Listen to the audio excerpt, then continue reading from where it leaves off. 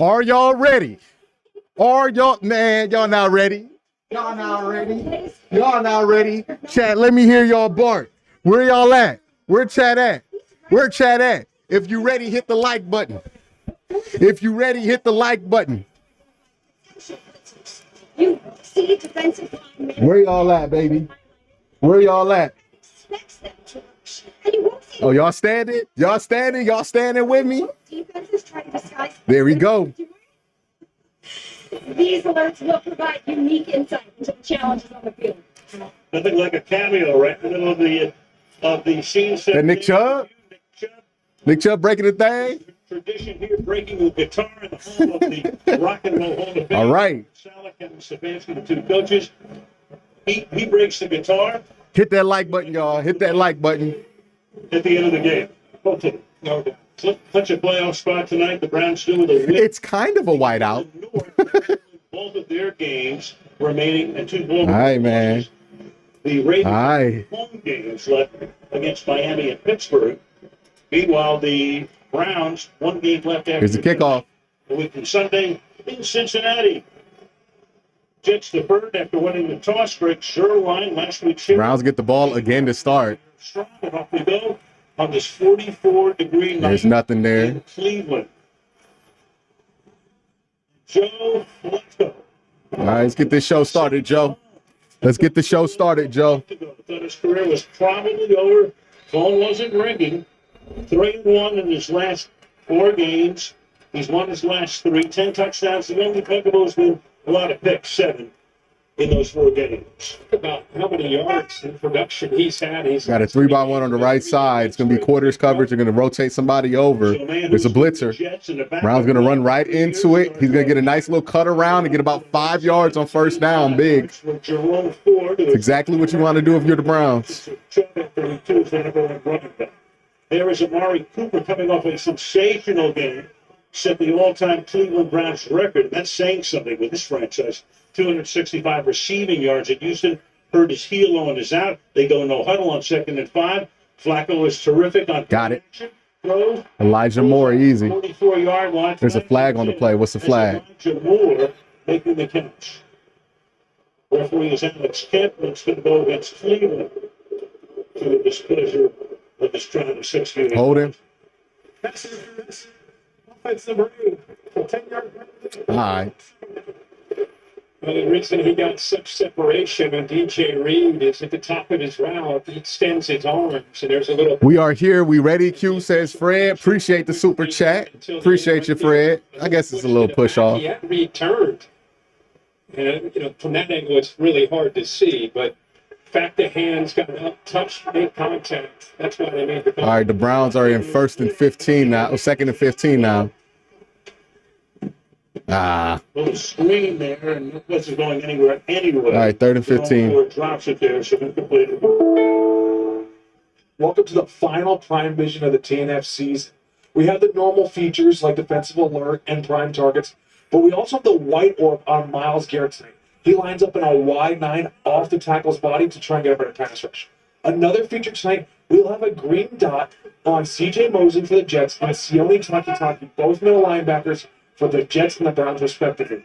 These players are getting the in-play communication from the coordinator. Nice little dump off. Hey, he had space, and David's got the first down and more. David to the 50. They just forgot about David in the middle of the field. Sione Takitaki and C.J. Mosley will have the green dots on their heads. So they start down and low. They're going to rely on the front little twist game. But look at this. This is yards after the catch. He says, who is the Browns in the NFL at this time in position? And we really seem to be playing with more confidence, playing with Joe Flacco and getting these opportunities in space. And you can see when he has room to run, the big fella can go. 76 catches on the year. That's Nick Harris as the fullback in this set. Good run, good run. Get loose, Jake. Way to get north, first down. First down again. Joe Leisha going off again. If they can't wait to celebrate.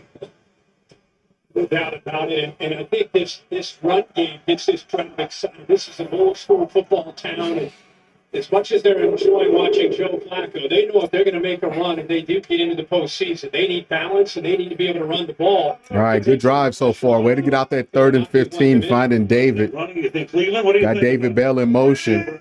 Right. And this run play is going to have nothing going for it. It gets back to the line of scrimmage. Smother the line of scrimmage. Tony. All right, 2nd and 10. As much as we're talking about the Browns, anybody who has watched the New York Jets, I think especially. I love how quiet we are on offense as well as a fan base. We're really starting to understand cheering winning football.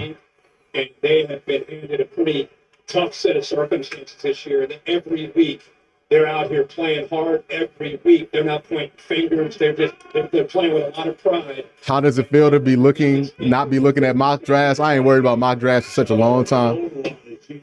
Okay, this is one of them things. He's going to low it deep. Got him, David Njoku. It's butter every time. They love to do that little shuffle play. And it hits again. David Njoku to Joe Flacco. No Amari Cooper. All right, I'll find 85. Good stuff. Look at that ball. That's a beautiful ball there by Joe. Just layered that perfectly over him. And a great catch by Njoku. C.J. Mosley there over the top of that zone coverage for a nice completion. Hey, Fort super wide here. Fort super wide. They're going to be running them off. Oh, it might be a false start. Nope. Got him. Got him. Get in there. Touchdown. Touchdown. There it is. Clockwork, baby. First drive, clockwork. Let's show them what the defense do. Let's show them what the defense do. Make the extra point, kicker. That's what's up. That's what's up. That's what's up. Where they left off last week, and they got 36 in Houston. And it's 7-0. I wondered who would step up. Njoku gets it downfield, but watch this matchup right here. 22 Adams trying to stay in man-to-man. Good job, David. Traffic because of that wrap by Njoku. Man-to-man coverage down in that tight, low red area opens it up nicely for Flacco to make it. All right, make that point. Rodney Patterson building and improving his second Hopkins is hurt. So his first pick is a Cleveland Brown. There's an extra point. And just trying to clinch that playoff spot tonight and begin the celebration of 7-7.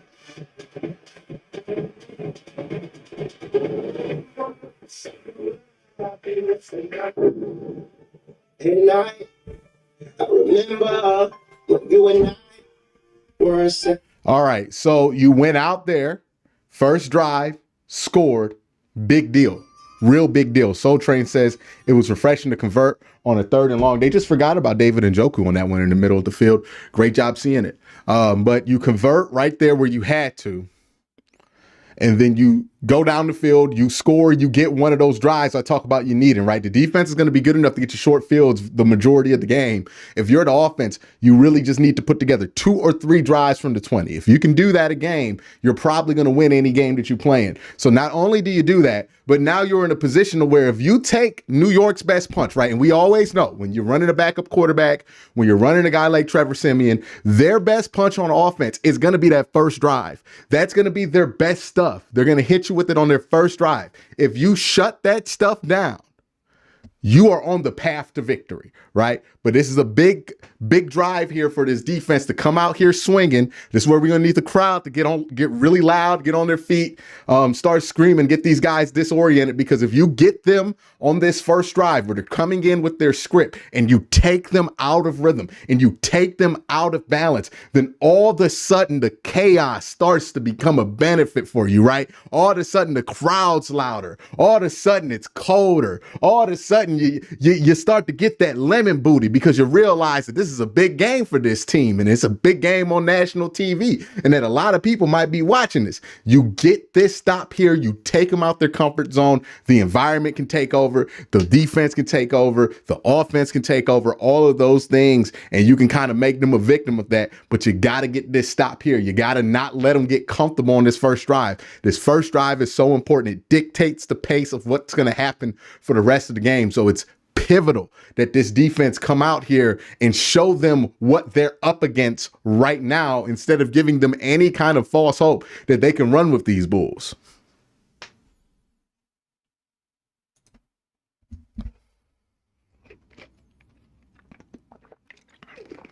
Let's get it. We back. Let's get it. We back. Based on the true story, from the theaters of your phone, in one app with one password, your happy place is. Doesn't matter. Wolf, big dogs. Wolf, my dudes, with a $20 super chat. Appreciate that big time. Doesn't matter. Today, here's guys. Nice to see Deshaun and Flacco getting along, being professionals. Sean Watson had shoulder surgery out in L.A., rehabbed out there. Gone after week 10, opening the door for Flacco. Anderson picks up, and then the Jets will come out to the 25-yard line, and they're going to take a look at a Browns defense that right now All right, Miles. is first in the league in total yardage allowed. Juan Thornhill's back. First, actually, best in pass yardage, 12th in points, 10th against the rush. And especially dangerous in their 8 home games here. They've been the best in Oh, it's loud. category as well. Tough to move the ball on them in this Picks offense. It's tough struggle to move the ball against most teams. Trevor Simeon, their fourth Little run, back of the year. and it's short. 2nd and 8. Bruce Hall coming off of a game last week against Washington where he had more than 90 yards rushing and receiving.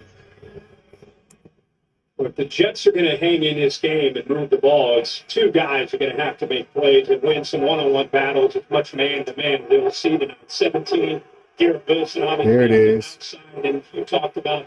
You see the double team. Okay, they moved the tight end away from Miles. Might get a shot here. 2nd and 8 for Simeon. Njoku picking up where Coop left off. You get quick pressure, and there's going to be a flag on the play at the line of scrimmage, and it looks like it's going to be a hold. Threw it over the top. It's coming back. Owusu Koromoa put the pressure on, and Garrett Wilson Offside. the Oh, are you kidding me? 95 was lined up in the neutral zone. That penalties declined. The result of the play was a first down. It's Myles Garrett. I should have known they weren't going to call a hold. Of course, the penalty is declined. It's a gain of 22 yards. There's 2 things here. You can let one play happen. Wilson against Emerson to match up the Jets want. They want to hit that when they get one-on-one without a safety over top. Wilson will win that battle more often than not. Second thing is, which is big tonight for Simeon, ball got out fast. He does not have time to hold the ball against Myles Garrett in his pass rush for the Browns. They're running.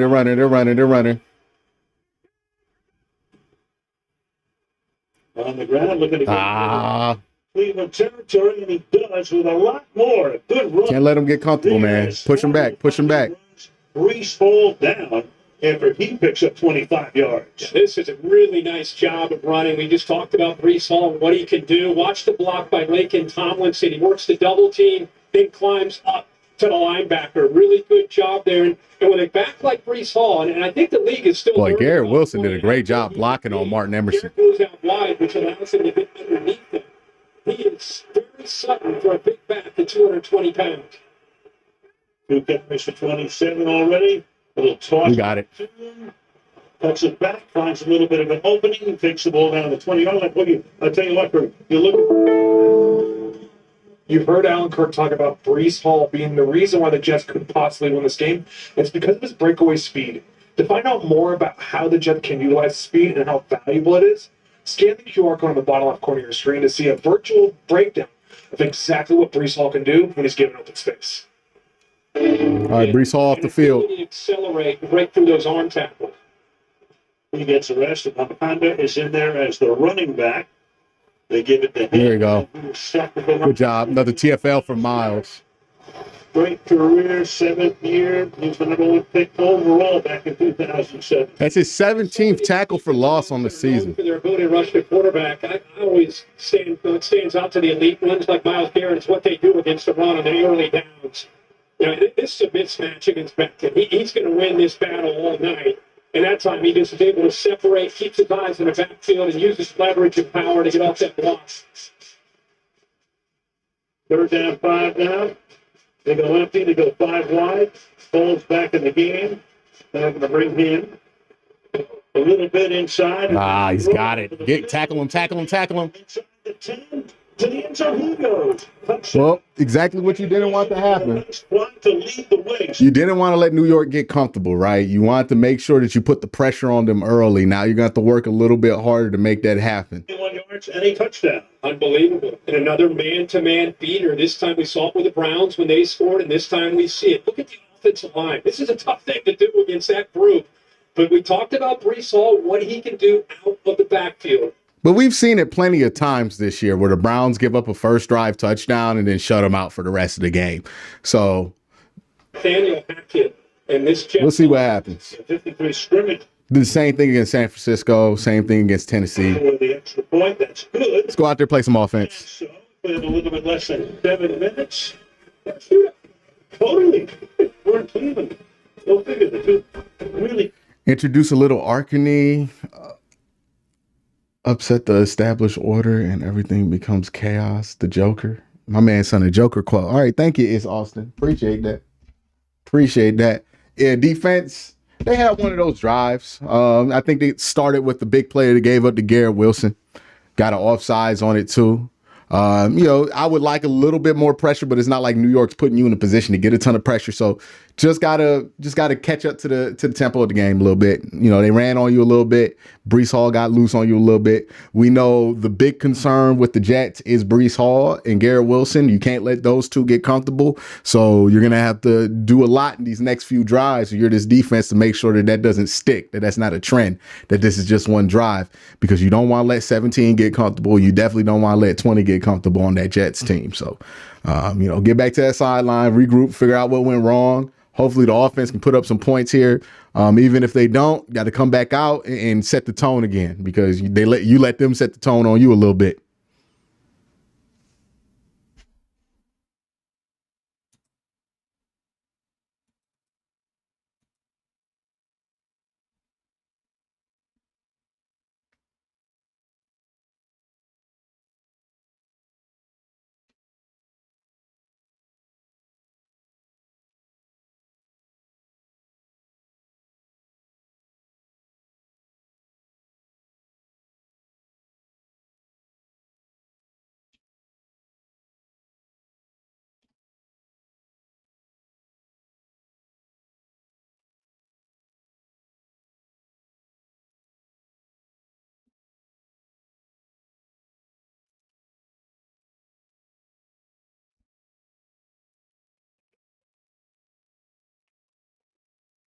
Get it going. Let's get it going.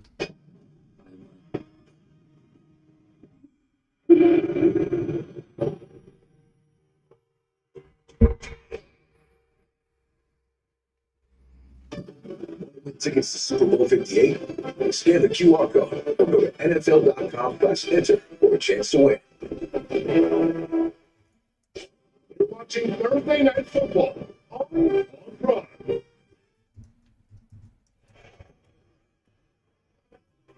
Here's your rotating cast of characters. If you go back to Cleveland about halfway through the first quarter. All right, offense. Let's get it going. Guys who have started at quarterback for each team in the year of the backup quarterback. For several of the teams, the Jets to kick off here. Greg Zuerlein sends it down through the end zone. This is what we're talking about in terms of these two teams starting quarterbacks this season. First off, for the Jets, 4 snaps for Rodgers, and Zach Wilson was 4 and 7. Tim Boyle came in. We saw him in that Black Friday game. Released him 0 and 2. Trevor Siemian 1 after last week. Meanwhile, Watson was playing well. He's 5 and 1. Thompson Robinson now on IR again. PJ Walker's the backup tonight. The Flacco, who was 3 and 1.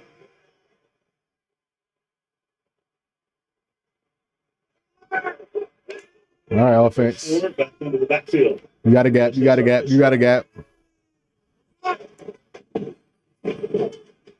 Flacco rolling. Just get rid of it. Oh. Almost picked. Contain Hall and trust the DBs to do their job. Yeah. Yeah, just get it all the way out of bounds. Don't even leave the chance there. The backup tight end, 2nd and 10. All right, 2nd and 10. Great pressure up the middle, forces him off his spot. And Yeah, the ball just came out wobbly. You cannot give up the big play against Flacco in this offense. Make him drive and be consistent. Look how powerful Quentin Williams is. Able to get through Posick right there and flush him out. DW4 on the sideline, but Twitter told me that Watson was a bad team and didn't care about his team because he was injured. People just be saying shit they don't even know they're talking about. You got one-on-one on Sauce. 2nd and 10. Inside hand. Good run. Good run, Ford. There you go. Way to burst through that hole. Good burst. Good burst. That Chubb injury's already carried the 30 yards tonight on 4 totes. And when you get upfield like this, it really gives the Browns and Sean Franklin Myers, it gives the Browns some nice blocking angles and allows them to climb up to get to C.J. Mosley. So the defensive end. That's why I said about this run game, it's really about the interior offensive linemen getting rhythm. And it's just been hot and cold all year. You're going to get something here, too, as well. Good cut by Ford. Ford has the outside. Yeah.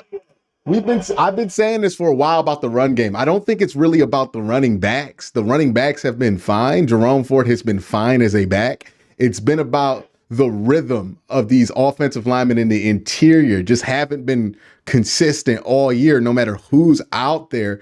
And that's been the biggest issue for this run game. And that's why it can be that they can run against Baltimore, but not run against other teams that have weaker run defenses. It's about the rhythm in the interior of the O-line right now. And they're having good rhythm right now in this run game. You're strong as that. That's a pivotal part of the field here. You want to get at least 15, 20 more yards. Oh, he dropped the ball. He got it. He got it. He got it. That's a bad one. Through the years, it's been one of his trademarks. He That gets stinks. so good. Is that 6 yards? Obviously not, but so good with play action. Yeah, the mechanics that he has, and you can just see he's very comfortable here. Comes Yeah, he through just the slips. fake clean. He just loses his footing. And there's the rookie right there who's been playing a little bit more. Will McDonald almost gets in there and has a chance to take away the football. So Browns get behind the stick. It's a bad part of the field to do that. Pressure with that front. All right, it's getting empty. It's quarters tight. You got it. All right, little 6-yard gain. That's going to be what, 3rd and 12? The major spot where the Browns offense excelled since week 13 when Joe Flacco took over, the use of play action. And we already saw a big play to Njoku on the first drive. They can't get too far behind or else Kevin Stefanski will get shy from using play action. Also, they've got behind the sticks early. That's also hurt them. They need to be able to establish the run like they've done so far so that Flacco can throw off the run fake. Hey, they're blitzing. 3rd down back, he flanks. Flacco stays in the block. Got David. That's a 1st down. That might score. David might score. Oh, he's down at the 6. They blitzed. They just threw right to where the blitz was. He's 113 receiving yards. And it was another 3rd down. Look at David, man. C.J. Mosley actually turned, almost anticipating that the Njoku was going to be coming to him. Watch him right here. I got him. And then he just loses his footing again. Great catch by David. Speed to just run right by him. Let's get David a touchdown. 1st and goal just inside the 7-yard line. Or Kareem. Touchdown. Do them push-ups, Reem. All right. It's exactly what you needed there. Get points from the offense. All right, reset the game. Reset the game, defense. Don't let that shit happen. Get them stopped. It's the same script as last time. Should be easier. They're not in their opening drive script. So if you're the defense, really get them stopped here. Get them get the pressure going on them, right? Make this real to them. Mighty Mulatto says, is that T formation, isn't it? Just the quick hitter downhill in a hurry, but that block there opened that up and got Hunt downhill for that touchdown. Ronnie Patterson for the point after. Just shot. One is no good. The Hunt is hurt. Not active tonight. Patterson comes in. All right. It's 13. Get out your system. It's supposed to be like somebody in the game who been doing recently, low scoring. Instead, it is wild and woolly in Cleveland on this Thursday night.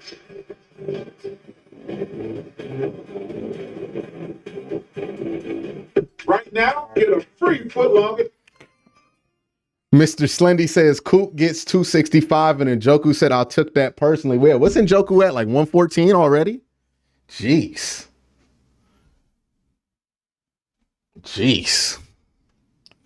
Some people. Hey man, shout out to David having a hell of a game so far. Hopefully he can replicate this. Do you guys think David Njoku can get 400 yards in this game? Let me know in the comment section down below. But so far, so good. The offense is showing up. You worried about that with no Amari Cooper. You're playing against a good Jets defense. Now you need to know. Now you just need to see what we know, what we trust is going to happen, which is this defense start to clamp things down. Now that they're settled, now that they're out of that opening play script, you took their best punch. They were able to score with it. They're probably going to have more shit left from that script that they're going to run out here. So just run that script dry, get them out of rhythm. Really, I would prefer if the Browns can get somebody set back like behind the line of scrimmage early in this set. That will really take them out of their comfort zone and possibly likely force a 3 and out. So, you know, I think this is a play where you're looking at one of your edge rushers to get something negative there. If they try to throw it on you early, just you want to set the tone. You really do. You really need to set the tone in a game like this. You don't want to let New York think that they can play with you. It's all your favorite postseason content on NFL Plus. Stream every playoff game and Super Bowl 58 live. David about to give David about to give Flacco 300 in the first quarter. It's crazy.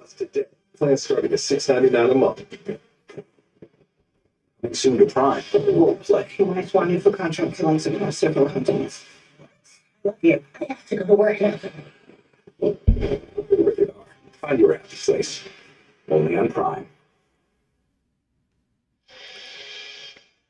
Well, what a start here in Cleveland. You know, we thought we'd see two of the best defenses. These offenses would struggle first possession. Flacco and the Browns go right down the field, try for a touchdown. And thought the Jets, how would they respond early in this game? Brees Hall had a great opening drive running. Ray Rag says the Pistons are up 19 at Boston. Okay. They might get a win finally. Conversions, and they were able to punch it in for another touchdown. They're switching out his cleats. Feel the little dance, so some of the guys getting their cleats changed. Meanwhile, this kick is high. 3-yard line. We got it. We got it. Oh, fumble! And it's recovered by Cleveland. That'll do it. That'll do it. You talk about wanting to make the pressure on. That'll do it. All right. Got to score on this. What a play on special teams. Great kick by the kicker. Way to recover from that extra point miss. Matthew Adams forces the fumble, and Pierre Strong finishes him off. Ball bounces in the air, and then Mike Ford recovers it. Big. Secure it, get the ball Big. inside the red zone. What effort by Adams. Wow. Great special teams play. The ball and knocks it loose. Well, this drive starts at the 12. They might throw this to David. Drives in the game. Is David in the game? 75 yards. Always Yeah, he might throw this to David here on the lead. down from the 12. Flacco. Play fake. Fires. Caught at the 5, and then gang tackle with a flag coming It's in a there. flag. Makes that Run the ball, hit Njoku, focus on Brees. Yes. They may get the big tight end here for offensive pass interference. Harrison Bryant. There's a pick play. Rubs that have worked in their favor were well good routes that ended up being picks. This time they may get him. Yeah, it's going to be 10 back. There's no flag on the play. Okay. Cool. This is what they were discussing anyway. 88 Harrison Bryant on the inside to our right, just trying to run around, affect the Flacco has 120 passing yards so far. 130 now. Illegal pick there. So gain of 8. Kareem Hunt is now in. He already has 1 touchdown tonight. And on the 2nd and 2, the fake to him. Flacco. You got David. Comes back the Oh, okay. out of the end zone. That's fine. That's fine. Tillman to make it 3rd. Only two to get a first down here. In the opening quarter. I think the thing that has stood out to a lot I'll of run that us sneak. this Browns team and Joe Flacco is the confidence that Kevin Stefanski has in him. You know, it doesn't matter the situation. You got a veteran guy who's been there and done that. They call him kind of a calming influence on the entire team. They just believe that 15 will make the plays, and so they trust him with the play calls, regardless of where they are in the field. Very much the demeanor he affected in all those successful years with Baltimore. Oh, big play there. In the backfield that time. Kareem Hunt. Do you kick this? Williams, number 95. Got him in I would go for it. I would go for it. Trust your defense. It's Batonio, who's one of the best. Yeah, go for it. I would trust your defense here. Dealing with some injuries, but that is a great battle in the middle right here. Trust your Goes defense. back and forth, but that's the power and the quickness to be able to get off. Just don't run it. Just don't run it. Right. Remember, they've been running the ball well. That time, they go backwards. The crowd loves it. On 4th and 4, they're going to go for it. Come out 5 wide. Snap it, snap it, snap it, snap it. Flacco throws. He missed it. Incomplete. All right. Intended for Tillman. All right, defense. Good field position. On the play. So they had a first down at the 13. They had a 2nd and 2. Come away empty. Running the ball really good so far. 13-7. The reason you go for it there because it's an extra possession. If you miss, it just works like you got excellent field position on the kick return. So it's not that bad. Yeah, he wanted somebody to cut. He wanted somebody to cut. Somebody didn't cut. It was probably Tillman. Let's be honest about it. It's almost every time he goes out there, it seems like something's wrong. Mike Ford, great on special teams and coverage. He's burnt toast. Sometimes it'd be like that. That's why he plays special teams. Now you need the defense to flip the field position game on him.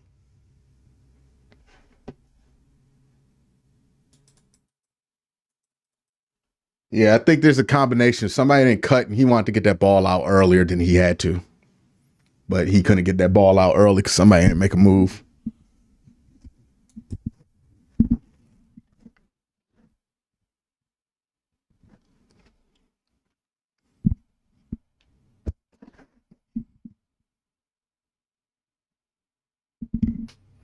Yeah, I'm fine with the decision to go for it there. Because again, I think what people get lost is that you're playing a field position battle. So you trust your defense at the very least to hold the ground, right? If your defense has the most 3 and outs in the NFL, you trust them to hold the ground because if they hold their ground, they're going to have to punt that ball from within the 10, and then they're going to give you the ball back at the 40 so you don't really lose that much field position. You get another stab at it in plus territory. If you kick the field goal, yes, you get the 3 points, but you also reset the field position so you might, if you get that ball punted, you might have a chance to score again and go up 7. I get the game that they're playing there.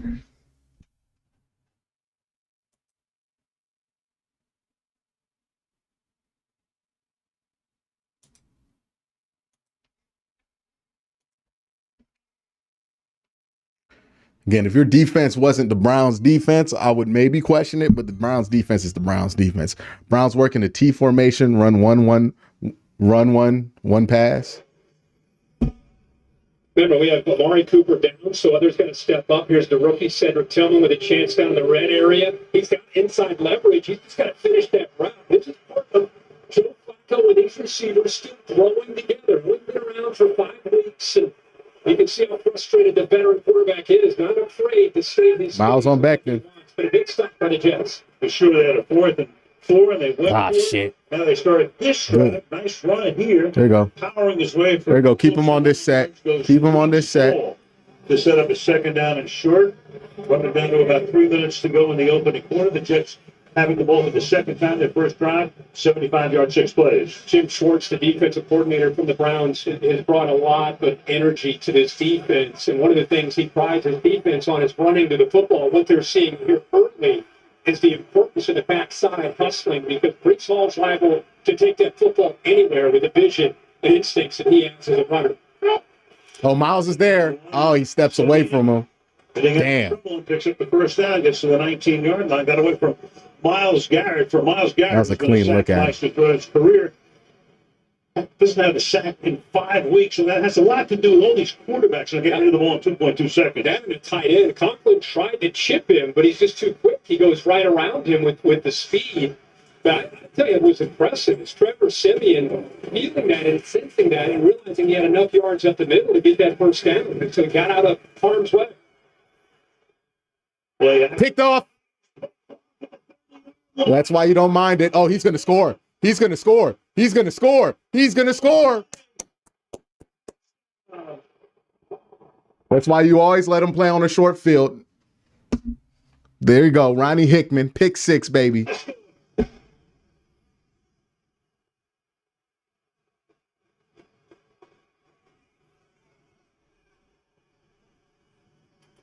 So the Jets got away with that first turnover, but not this one.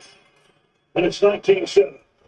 What a job by Ronnie Hickman. That's the one spot. We talked a lot about the Browns and the injuries.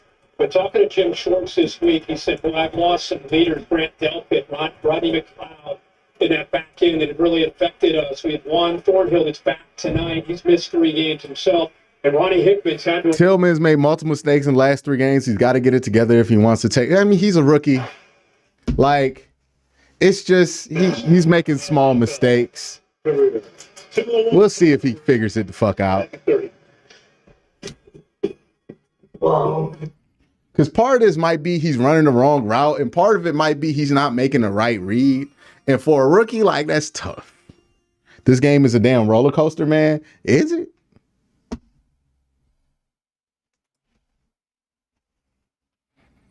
But that's why you go for it, right? That's why if you're Kevin Stefanski, you have the ball there at the 3-yard line on a 4th and 3. You have no qualms about going for it because you have a defense that you're sure can make a play if they need to, at the very least, force a punt, and you want to put them in position to get that offense's back against the wall. And then look what happens when you put that pressure on. Another Buckeye, which is Garrett Wilson. The Jets are trying to get him the football. So Hickman knows he needs to cheat that way and read the eyes of the quarterback. Ball's going to come out fast because of Garrett.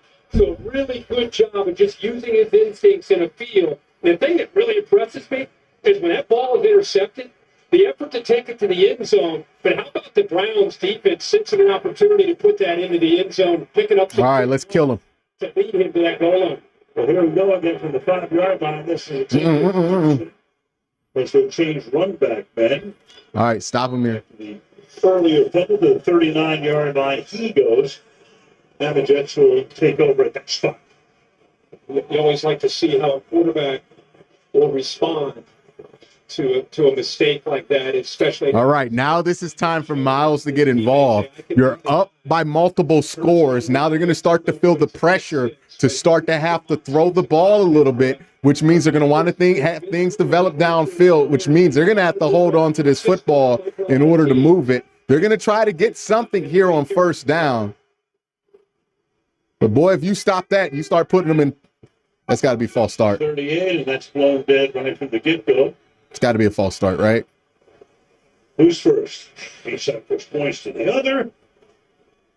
Ultimate arbiter here is Alex Kent, who gathers with 4 other colleagues. Defense number 94. Go down to Tomlinson. You know the big fella down in Tomlinson? Of course, he went to Alabama. You know his 2 schools that he was down to? Alabama and Harvard. He's an intellect. He's got his master's in finance, went back to Alabama, got his, not only his undergrad, but he got his master's as well. Really an interesting guy and part of doing a really good job of building that defensive line back up with a lot of pickups, about 5 guys they picked up this year up front. Hold. They finally caught a hold on Miles. Holy shit. They finally did it, y'all. They finally caught a hold on Miles. Did they call a hold on Miles? They finally did it. There's no way. They finally caught one. Illegal formation. Oh. No receiver on the end of the line of scrimmage. Oh. I thought they was going to call that hold. I guess not. Shifted. This is an offense that cannot afford to get behind the sticks because of that pass rush from Smith. They refuse to call that shit. Oh, my God. On the other, they're trying to tell him, trying to get him up on the line of scrimmage. They knew right away. Everybody knew. Now this is a snap that's going to be taken here by... Oh, no, that's nothing. JOK, baby. There it is. Get him pushed backwards. There it is. Let's get their back against the wall. Try a little trickery here. Wilson had a blocker out in front, but to no avail. He went right around Yeboah, the tight end. Yeboah really known more for his ability Contain Brees Hall just trying to make and make Simeon beat you. It's the same game plan as last week. It's nothing different from what you did against the Texans. Nathaniel Hackett on the plays. They're going to go to Wilson here. Simeon is fourth starting quarterback of the season. Fires over the middle. And that's nothing. Third down. Third down long. Let's get loud. Let's get loud. Else the Jets are going to try and do to try and win this game. They're going to get the ball out fast. This line's not going to be able to block this D line for the Browns for very long. So they're going to have Trevor Siemian get the ball out quick to either Brees Hall or Garrett Wilson. The other thing that we've shown us in for them, screens. Try and slow down the pass rush so they can set the deep shot downfield.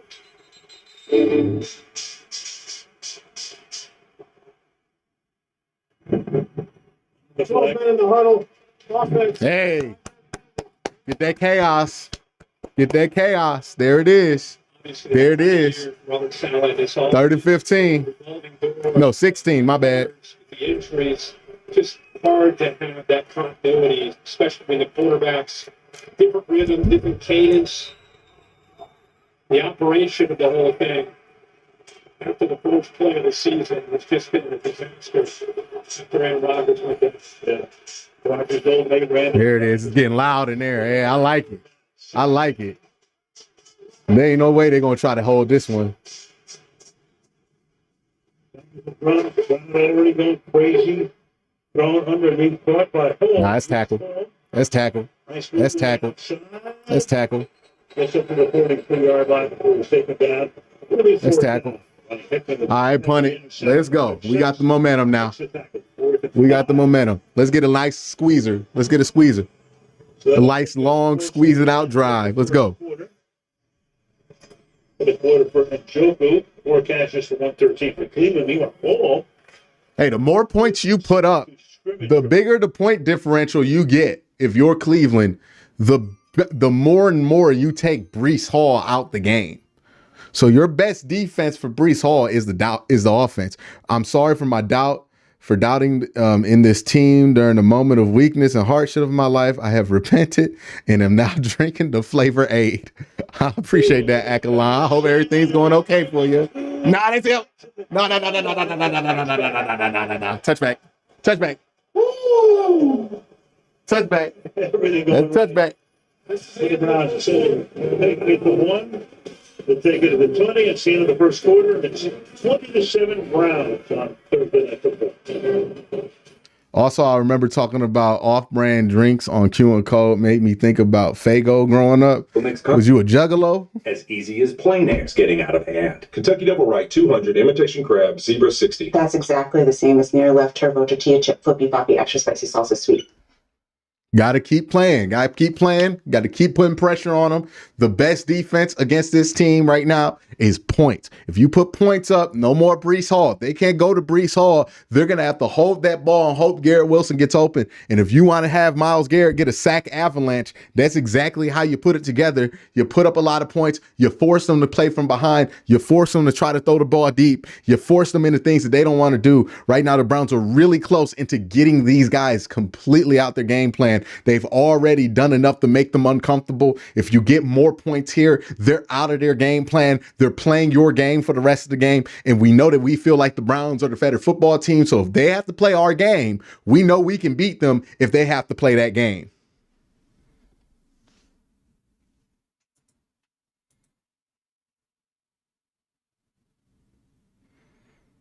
There's some juggalos in the chat, I see. Okay. Some ICP heads in there. I see y'all. It was never my thing. I never had anything against juggalos. That was a little bit before my time. That was like mid 90s, mid to late 90s, kind of early 2000s. Then it hit my community.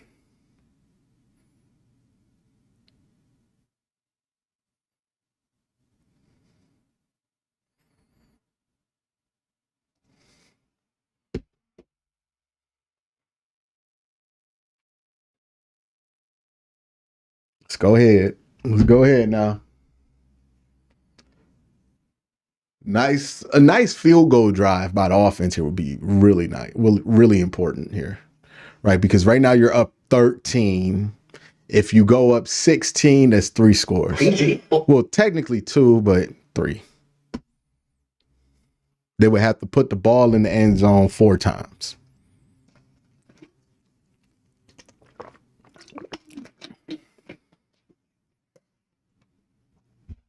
How y'all feeling, man? How y'all feeling, Browns fans, watching this game? How y'all feeling? Y'all feeling good? Y'all feeling like they showing up? I'm talking about now laters. See, I can't mention nothing nostalgic on my streams because then the chat just turns into a bunch of people naming old shit like now laters, gator boots, all this. Any of y'all used to drink? Hold on. Score 20-7. They got Nick Harris back there. From their own 20-yard line. It's gonna be a run. Okay, not bad. Little 4-yard run. When the Brown Stadium is rocking, it's one of the few that can get as loud as a college stadium does. Absolutely. Just doing so many yards after the catch again. One of the best in the entire league this year, making these plays and being able to get off and tackle. You see 166, the yards after the catch over expected. That's their most by time in the season since going back to 2018. So I don't think he's close to being done with Amari Cooper out. Not playing tonight. The blocks. Oh, 94 got through, but he slipped by it. Jerome Ford, good run. Cue your videos, feed. Solomon Thomas. I almost feel like Got you warped up all over the damn place? Really? You know, the entire offensive staff had to really challenge this offensive line and these backs. Jerome Ford, look at this. I mean, they've had some moments when there's some good blocks, but that was Jerome Ford making a great play, showing you some outstanding balance to be able to shake off that would-be tackle. I can't explain that one. And then get upfield for the first down. There's Stuck Mitchell right there. Great back to his own right.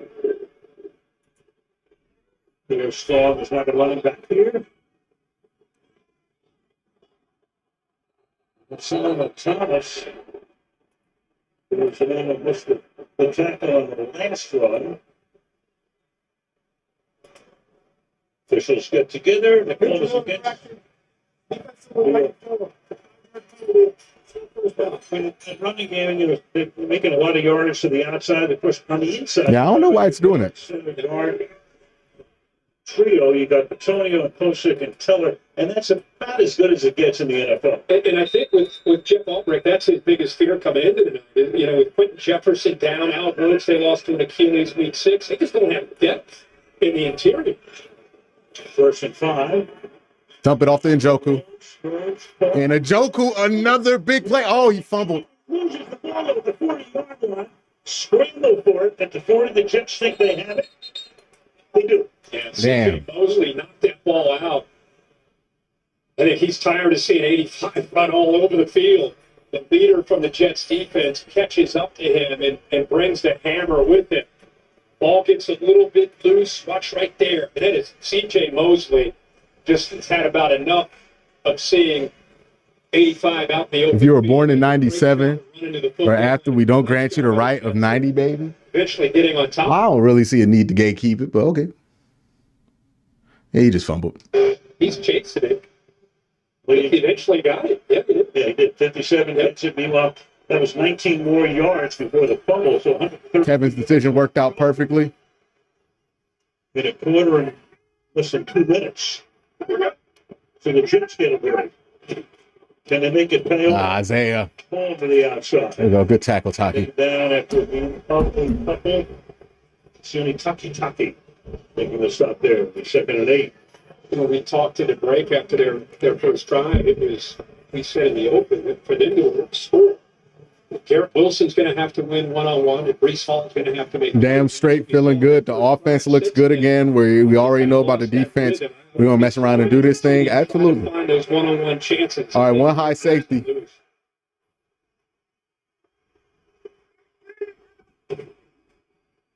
Short drop. Quick throw. And there. Oh, that's a drop.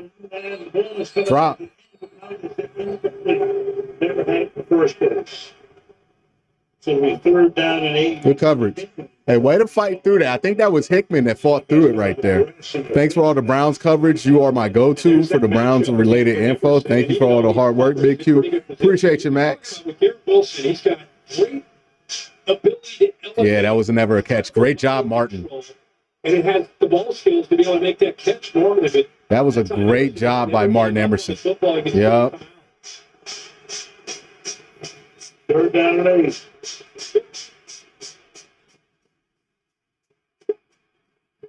Three on Miles. Jeez. Great tackle by Newsome. Great defense there. All right, we back. We here. We here.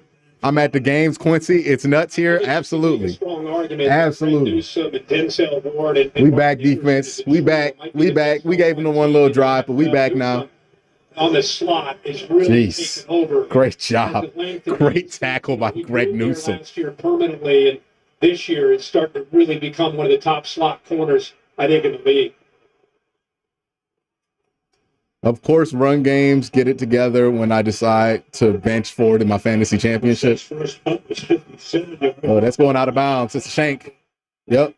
It's at the 20. And they will mark this one as the official comes up to the 21 line at that spot.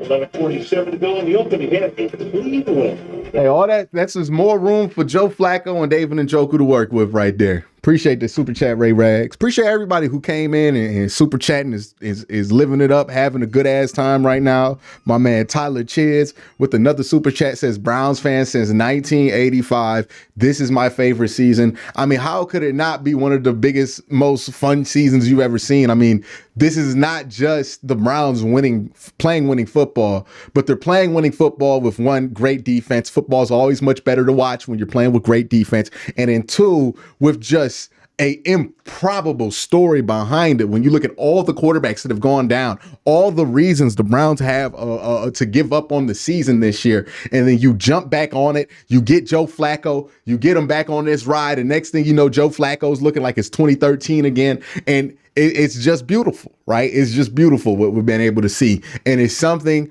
that is not what we're used to in Cleveland, and so much so that it makes you feel like a new era has came. Right, that we're not the same old Browns because the same old stuff just isn't happening to us in the way. We're too prepared. We have too many smart people making decisions, and we have too many good football players for that. It feels great. It just feels great. By the way, we got 900 people in here. Make sure y'all hit that like button, man. I want to make sure y'all smash the like button right now, man. Definitely want y'all to hit that shit.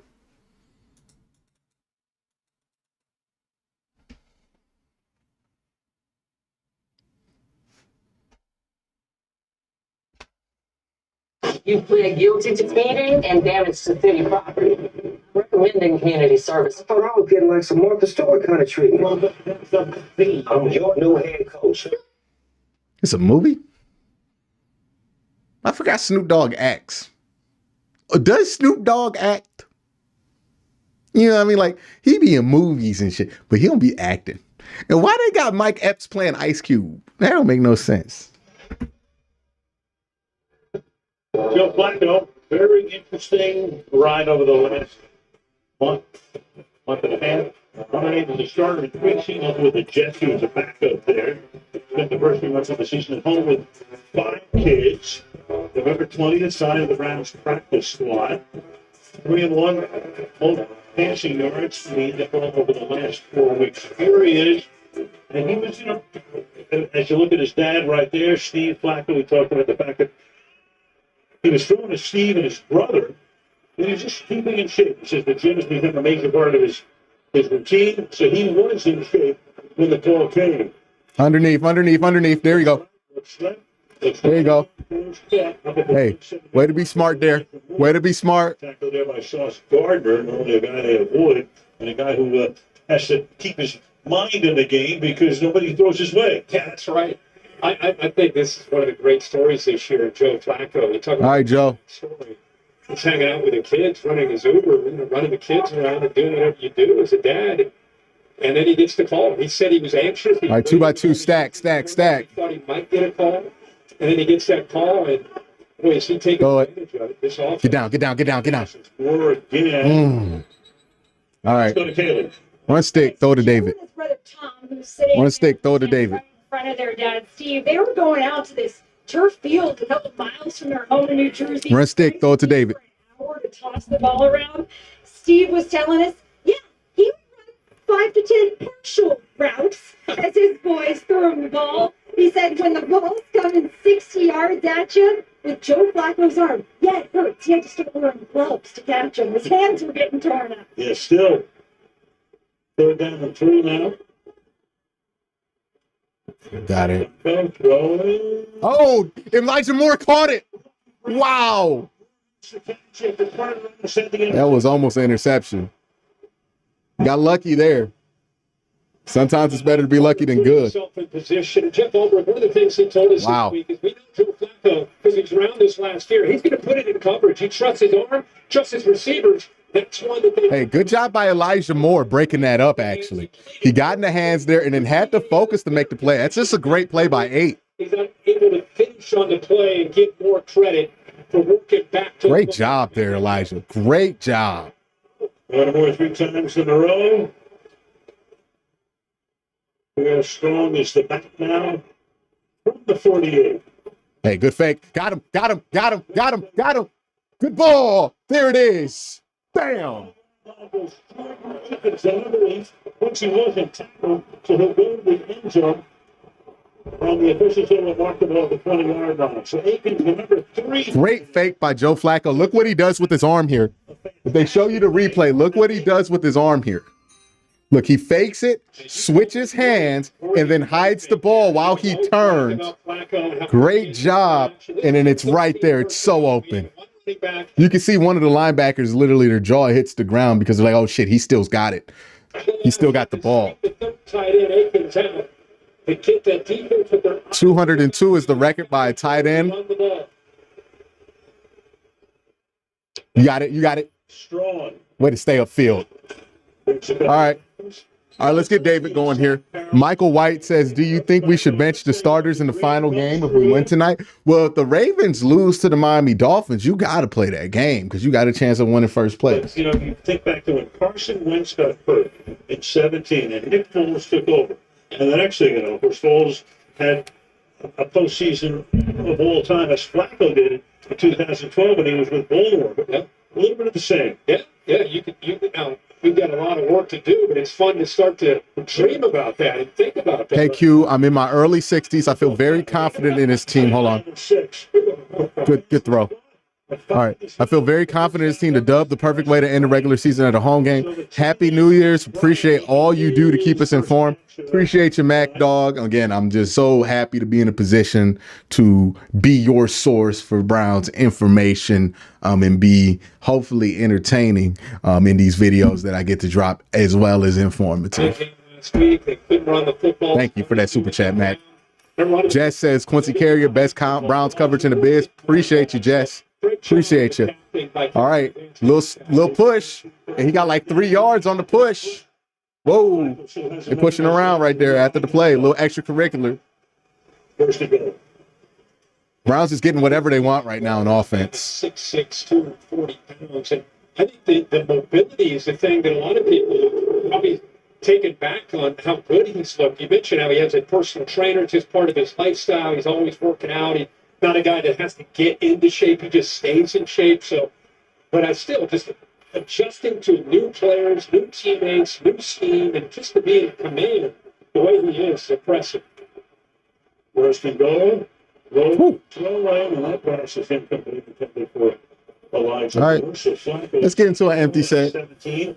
He's thrown for 300 or more yards in the last 3 games of the night, well on that pace of 211.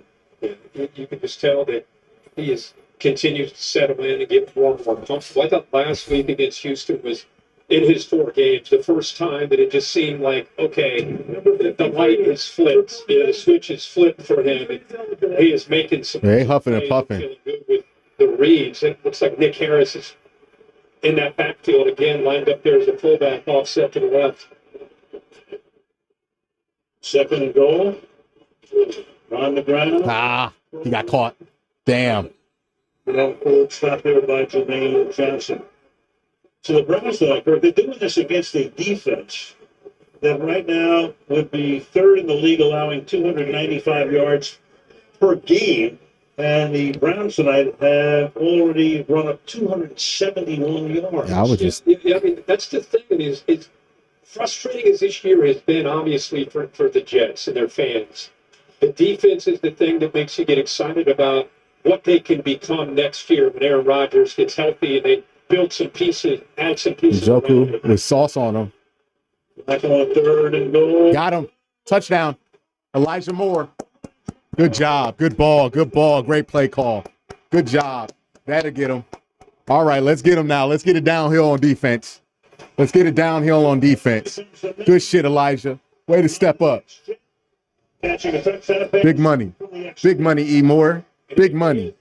One-on-one, got the push it. Watch Flacco work to the left and just kind of fall. Yeah, they're so what happens on that play, they're so worried about David Njoku, they bring Sauce Gardner over top of David, so you just get that one-on-one with DJ Reed and Elijah Moore, and you get to use David Njoku as a distraction. That's a great play call by Kevin.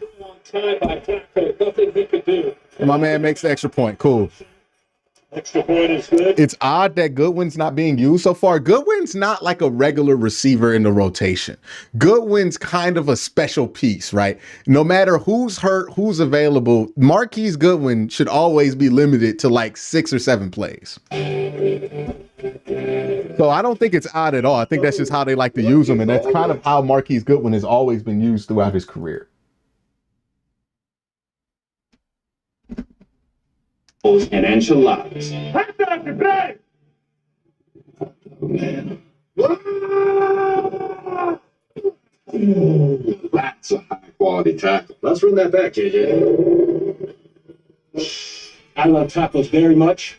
Now you know that. With Old El Paso, there's always so many possibilities. When you order Domino's online, we'll give you a free pizza to use for a future pizza emergency. Oh, the Cleveland M family, the Cleveland M Turner family, appreciate y'all. /TTFs donated $20. Bot Squad, go Browns, love you, and the channel Q. Appreciate you so much, man. Thank you for that. You gotta say hi for me to snap the ball. I was talking about the car. I protect QBs, not cars. You need, like a good neighbor, State Farm is there. State Farm can help you choose the coverage you need for your new car. Want to go first, Ben? Yeah.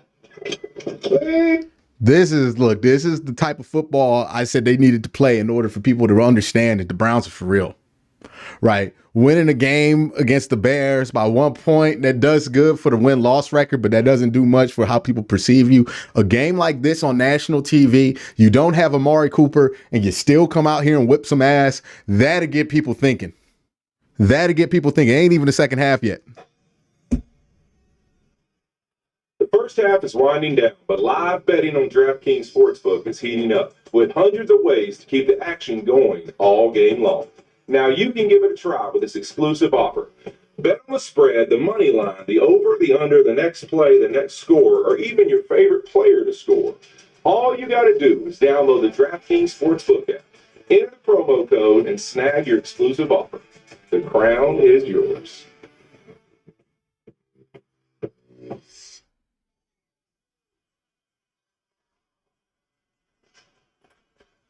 Oh, they playing Bone Crusher finally. Cleveland. Down there at the dog pound. Behind the end zone. So that should be section of K9. Oh, yeah. I remember that street. Yeah, maybe, was it the extra? It should be. This dog pound, this city, you could feel it the last 2 days of being in town. There is a buzz in the air about this Browns team. And especially with Joe. 52-14 Browns proved me wrong. 14? Cam Cameron helps us out. He obviously is an offensive coordinator when he was in Baltimore. And he took him out to work with Tom House. And Tom House worked with thousands of quarterbacks. He said he's the most efficient with his mechanics other than Norman Brown. Tom House works with pitchers, he works with quarterbacks, he works with everybody. And he works with Joe Flacco, and he looked at Cam and he said, I don't know what to tell you. And this guy is as good as... Oh, Miles! You want to sit in and get set back at the 18-yard line. And that's Miles. That's why I said, here it is. Here it is. Here it is. They're coming. And when you leave him one-on-one, this is what's going to happen. He's right in Appreciate the super chat, Mav. to the outside. Stutter step. There it is. Guy is as big as you can think he is. He's 6'4", 275 pounds. Just shook it. Looks like he's 240 Boy, pounds. Mekhi Becton just got cooked. You know how excited he is to finally get another sack. Not going to keep that forever. Nope. He not done. Second and 17. Oh, he almost had another one. Oh my God. Oh. It's incomplete.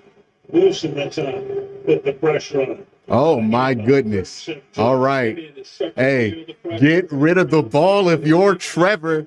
Oh my God. What a ride, says Jim L. Absolutely. To get the ball out. Watch him this time. He keeps working out. Oh my goodness. And that blitz right there from Newsom allows him to get his hands. Here he comes late. Disguised it. And it Jim Schwartz. Tip ball. A few things up. The defense coordinator for the Browns.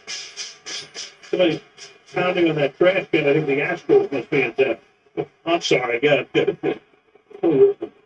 Nope, short. 34 yards. Short. Xavier Gibson. Short. Short of the first down. Simeon right now is catching the snap. Punt that shit. Getting the ball. Get off the field. Punt it. And it's a good decision to get it to Gibson, but going to come up short. Let's get David the record, man. They scored a touchdown. I mean, they had an interception, and they have gone 3 and out, 3 and out, and 3 and out. We saw them. Mike, what are you doing? Mike, take that back. Take that back, Mike. Don't say them words. Don't curse it. Don't curse it. We can't curse it. Still got a whole half of football left. Appreciate the super chat, though. What a story. Flacco and the Browns. Ray Rag says, I know the Jets are bad, but you have to be impressed by what they've been able to do to one of the best defenses in the NFL so far. Hopefully, this is a sign of things to come. The Jets D is better than every non-Raven defense in the playoff race. Yeah, I mean, like, you have to also ask yourself, like, how motivated the Jets are. Like, that might be factoring into it. Like, the playoffs are going to be much more difficult than this. Can't really take away anything that you see today into the playoffs, but you can take away how this team is playing into the playoffs, right? They're playing good, solid offensive football, executing at a high level, and then they're playing high level defensive level football. Michael Stone says, I hope David gets the record for this game. He's playing crazy so far. Hey, man, shout out to them people who had David Njoku starting in their fantasy league. By the way, we got over 1,000 people watching this right now. Make sure y'all hit that like button. I want to see 1,000 likes by the end of the night. That's how we feeling, right? We all wearing white. We standing up. We barking. Let's get 1,000 likes before this video ends, man. Let's get it. Let's get it. Let's get it. My man Almighty Kilo says, wonder what the NFL clinch playoff post is going to look like. Probably going to be Joe Flacco going... Like, it's probably gonna be one of those, right? We're gonna get like a Joe Flacco like that, or like a Myles Garrett. It don't matter.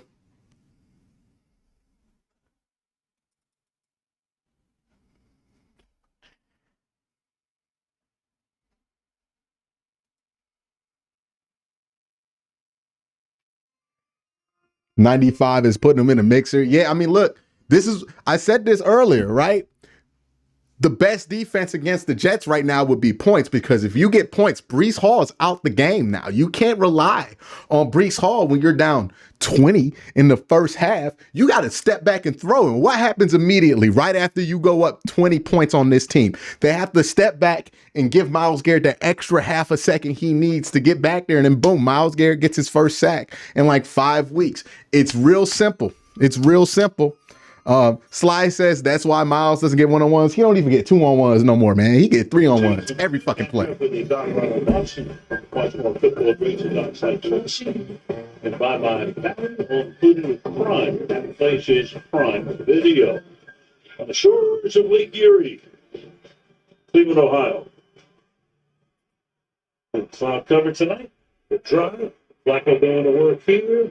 Flacco throwing. That's an open move. It's just butter, brother. It's just butter. I'm living in the twilight zone, and I love it. Mosley makes the tackle, second down on the yard. Just one more thought on Kevin Stefanski, his ability to adjust to his quarterback. You had Deshaun Watson, they were more spread out, more empty, more trying to create space, use his legs, use his arm. And then you had other quarterbacks like P.J. Walker, you had to adjust to that, DTR, Dwayne Thompson-Robinson, and now Joe Flacco, more in the center, more run the football, more play action. Oh, you got it. You got the pull. You got the pull. There you go. Oh, took a hit. Picks up a first down, tackled there by Mosley and Williams. So that right now, all right, Cleveland at 289 total yards. Yeah, and I just think when you look at NFL offensive coordinators and schemes, I think at any level, that's the mark of a great offensive mind is the ability to adjust on the fly to the personnel that you have to work with. And it could change week to week. It could change tonight. I mean, you just have to be ready to adjust to what you have to work with and put your guys in the best position to succeed. And he's done that as well as any coach, in my opinion, with all those injuries anyway. He's right up there in the conversation. Nice draw. Oh, wow. That's not going to get called. There it is. They threw it. Jayon says going to be late for work approval, but no way I was going to miss the Browns officially punching their playoff ticket. Yeah, it's got to be hands to the face.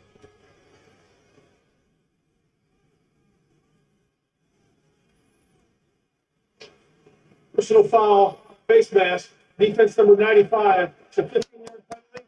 First up. Quentin Williams. Let's keep it going. Leading his bro. Playing on the defense, yeah, pretty clear right there. Yeah. Turned his head around, busted 15. Winner and Quincy. That moves the ball out to right. Appreciate the Browns coverage from Dion Berry. Appreciate you too, man. We got so much more. We got so much more coming. As I mentioned before, they've given up per game this season. This is going to kill their defensive rankings. From the 50. To the outside goes Ford. Ford was late going outside on that one. Ford was late going outside. He had extra room there. He just didn't take it. Pundits in the football world have tried to answer, is Joe Flacco elite? Tonight, he's proving he is an elite quarterback. We'll use QB difficulty index, which measures how difficult the world around the quarterback is, to show what Joe Flacco can do when he's been treated better by his teammates and his coaches. That they're getting separation, he's getting protection, and he's able to execute at an extremely high level. 57.9% success rate will be his highest on the season. It's maybe a low-scoring game. Hey, you got it. Well, play action, a little flip. Picked off. That Jermaine Johnson's going to take it all the way to the end zone. So in dire need of something great. Yeah, he held on to that long. Get just that. Just before the 2-minute warning. Is Johnson the second-year guy out of Florida State? One of the first-round picks last year takes it to the end zone. Watch him elevate, come down, and then get back up and knock that ball into the air. What an athletic play by Jermaine Johnson. Yeah, at some point you just got to give it a break. You just got to call it a day on that. So yeah, you just got to give up on it. Celebrating what the Browns are and what they're doing to this defense. Jermaine Johnson with an answer to get them really back into this game. First interception of his career, first touchdown of his career, 37-yard return, extra point is. Yeah, we can put the kibosh on anything, right? Yeah. Mike, I blame that on you for putting the triple B in there.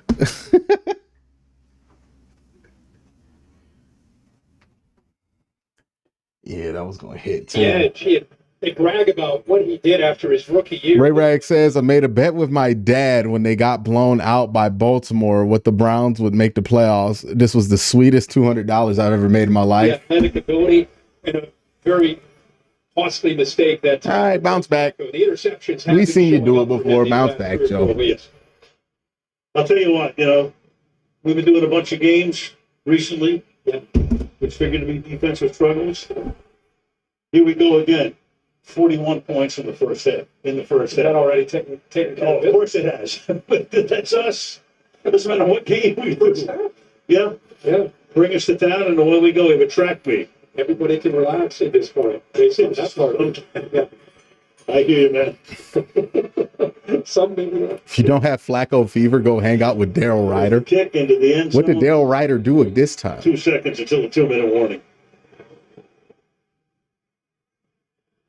Well, hey, All right, get back out there. ball is first. You got the 2-minute warning still. That mistake by Flacco and the Browns. And like I said, the 7 interceptions. He's good for one. Games, that's the one area that Joe would be the first one to tell you that's part of the game.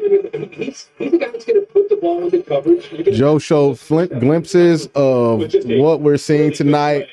When he was with the Jets, he just didn't have a very good offensive line to protect him. He doesn't even have one right now. This will take us to the 2-minute warning and a 4-yard pickup by Jerome Ford. This is a 2-minute warning. I'll be right back.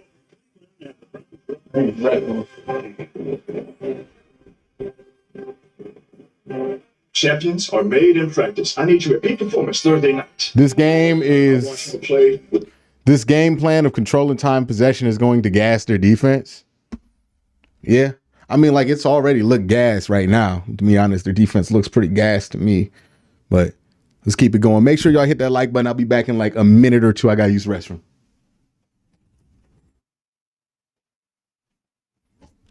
A play name then. It's called double pump fake. I'm stronger than you. I can bench 350, and I'm a good tackle. That's not a play name. With coverage for your whole lineup in the app, it's easy to Geico. What about Red Zone 120? I'm good at football. I'm a good football analyst, and I open the lane better than anybody. I go block, block, block, block, block, block. I block them here, I block them there. Whatever the holidays mean to you, get the most out of it in a new Honda. Whether it's traveling to the holiday family dinner in an efficient Accord hybrid, or heading to a hike to burn it off with a powerful CRV hybrid. Your holiday adventure awaits in a new Honda during Happy Holidays. Buy online, reserve from select dealers, or visit your local Honda dealer today. At ColdwellBanker.com, you can get an instant estimate on your home, evaluate cost of living city by city, and learn more about our revolutionary seller's assurance program. So come explore the ultimate real estate website at ColdwellBanker.com. Soon to Prime, Mr. and Mrs. Smith. And what is it that you two do? We're computer engineers. Find your happy place. All right, I'm back. Joe Cool, a.k.a. IOK. All right. All right, Tattered Sandwich. I'm good on that, brother.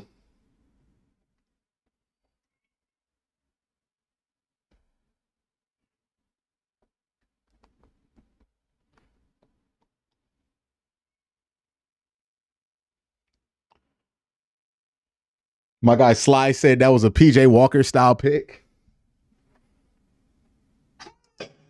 Oh, my guy Moose.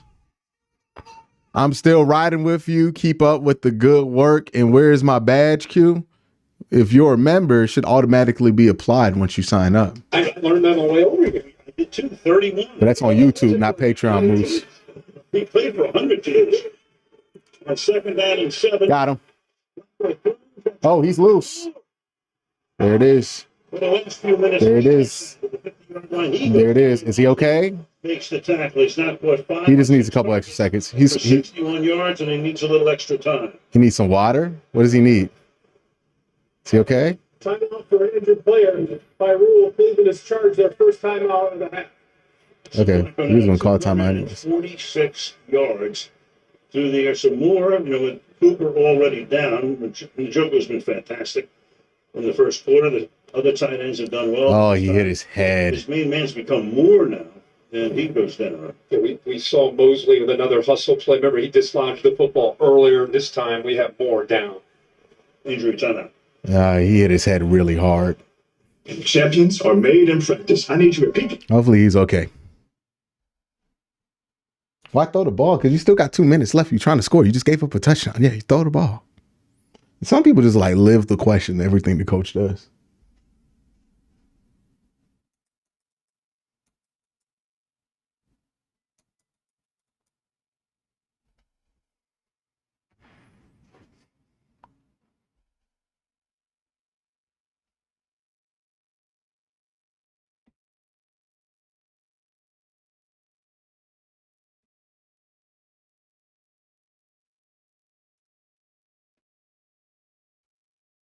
all people see. Otezla is the #1 prescribed pill to treat plaque psoriasis.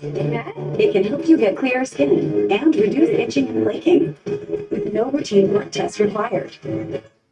Doctors have been prescribing it for nearly a decade. Otezla is also approved to treat psoriatic arthritis. Don't use Otezla if you're allergic to it. Serious allergic reactions can happen. Otezla may cause severe diarrhea, nausea, or vomiting. Some people taking Otezla have depression, suicidal thoughts, or weight loss. Upper respiratory tract infection and headache may occur. He looked like he hit his head pretty hard on the ground there. Luckily, the Browns have natural grass, so it's a little bit of a softer landing there. I don't think it's a concussion. I honestly think it might be like they're gonna, like, you know how Denzel Ward would go up the game with a neck injury.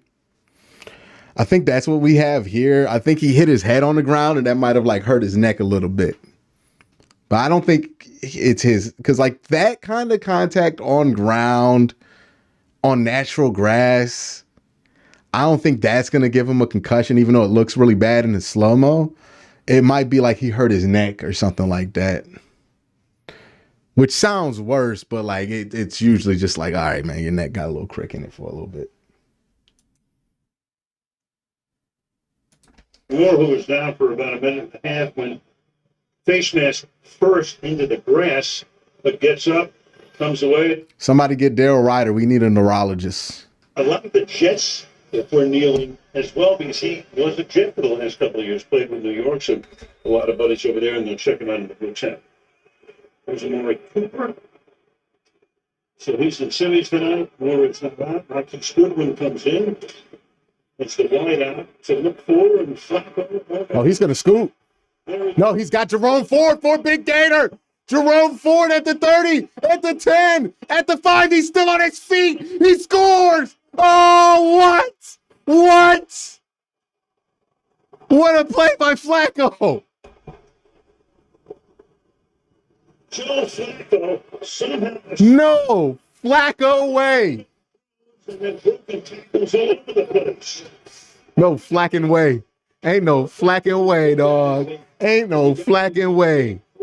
No shot. I think what he's No shot. is that he is much more athletic than he, Oh my than he gives goodness. credit for. And he really has his whole career. But these last 2 weeks, he's reminding everybody what he's capable of doing. Took a club to the forehead from Quinton Williams and shook it and kept that play alive. Madison for the extra point. Flacco will be 39 years old next month. Well, watch this pressure that he gets. He has 296 yards. That's the most yards in the first half of his entire career. You see man coverage on the back end. To the left, you've got that running back Jerome Ford next up, and now he's in no man's land because there's separation. Quincy Williams loses Oh my God. in that man-to-man coverage. And Oh my God. with Yeah. the ability to just take this hit right there. That's Quinton Williams. He shakes that off, and now instead of running, he keeps his eyes downfield and sees Ford. Ain't no Flacking way, dog. Just takes it to the end zone. Get the Flack out of here. Get the Flack out of here, dog. The fight to get it in the end. He wasn't this good in Baltimore. Look at him and Deshaun celebrating. It's fun. He's hanging out with the kids 6 weeks ago. Oh, he's heading to the playoffs for the Browns. Hanging out with more kids. Right. Quinton Williams is a fan.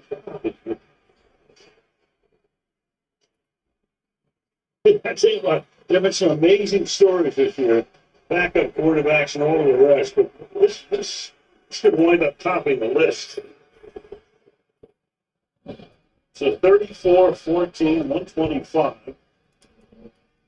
Like you mentioned it at the very outset, Flacco was saying the other day, he was prepared to wrap it up. Didn't know exactly what he wanted to do, other things in life. He knew he, tending to 5 kids or helping. Of course, Mrs. Flacco has something to do with that as well. Yeah. I think his big message was, I wanted to get calls. I wasn't, I couldn't control it. I wasn't getting calls, so I was preparing just in case. I saw a lot of injuries to the quarterback position, so I was preparing myself and finally got a call. Well, now Garrett came across the line, and that'll end that play. And they said his workout, Kevin Stefanski said, was defense number 95 was on the base of the quarterback. That's a 5-yard penalty. Still first down. And to Kaylee. Well, guys, remember when you were in high school and people were just cool? Amari Cooper told me that's the best way to describe Joe Flacco. Said he's just a cool cat. Now, mind you, Flacco was in high school when Cooper was in kindergarten. But his seniority on this team, as you guys talked about. Joe just unlocked the superstar X Factor. Yeah, I don't even know, dog. He got scramble in there, dog. I was a quiet cat. Yeah. Well, I was a cool cat. You were cool. I was cool. It's crazy. I was in the White House, and I was a cool cat. What's the next second? 2nd and 4 for the 31. Simeon throws. Good tackle. At the 40-yard line, Garrett Wilson makes the catch and ridden back there by Martin Emerson. So under a minute to go now in the half. So week 17. Truck is on over the weekend. You got Detroit against Dallas at the Saturday. Wow. If you don't get out of here with them Flacco puns, hey man, get the flack out of my face with that shit. Like, I'm just saying, man, like, we out here riding hard. We go with the flacks, dog. We ride it with the Flacco puns all year. Flacco is an incredible Q. There you go. Hey, dog. He's playing the best football of his career right now. It's insane. It's insane. Cleveland Browns Stadium. Browns got a team in the late 90s and came back in as an expansion team. The old Browns go to Baltimore as the Ravens from the 36-yard line. That short pass is caught here by Tyler Conklin. All right, officially wacko for Flacco, doing it against a good defense, Sly says. Yeah, there's no more holdouts. There's no more holdouts for this wacko for Flacco thing. 2nd and 4. Simeon, which his eyes down the field, and that is Hoffman making the grab. All right. 33-yard push him back here. Is taken by the New York Jets as Elijah Moore gets walked back into the Cleveland locker room. Jerome Ford legacy. Chance to be evaluated. What a play, by the way, in that last play by Trevor Simeon. He sensed that Myles Garrett with another inside move. And when he went to the inside, he realized, hey, I can get outside. I can run away from this pressure. And then he throws his ball and just throws it and brings his tight end back to it. Conklin is running down that left sideline, but the football brought him towards the boundary. So great job of keeping the play alive, number one, to avoid the Flacco said 300 a game. How about 300 and a half? I wasn't even excited for the Bud Light game. My neighbors got to be pissed. All right. Let's get some pressure here.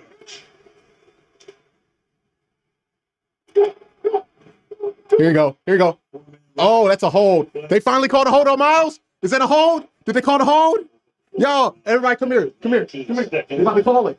They about to call the hold. They about to call the hold on Miles. They about to call hold on Miles. Holding is having a hard time when he's one-on-one against us. Yeah! About fucking time. NFL should test Flacco for steroids legitimately. I don't know. You know, Garrett, sometimes he doesn't get the sack, but he gets to hold. Yeah. It's basically like a sack. And by the way, he still got to the quarterback. Look at the bend. Look at that bend by Myles Garrett at 265 pounds. Tough year for Becton. He's allowed 11 sacks, taking his 14 penalties.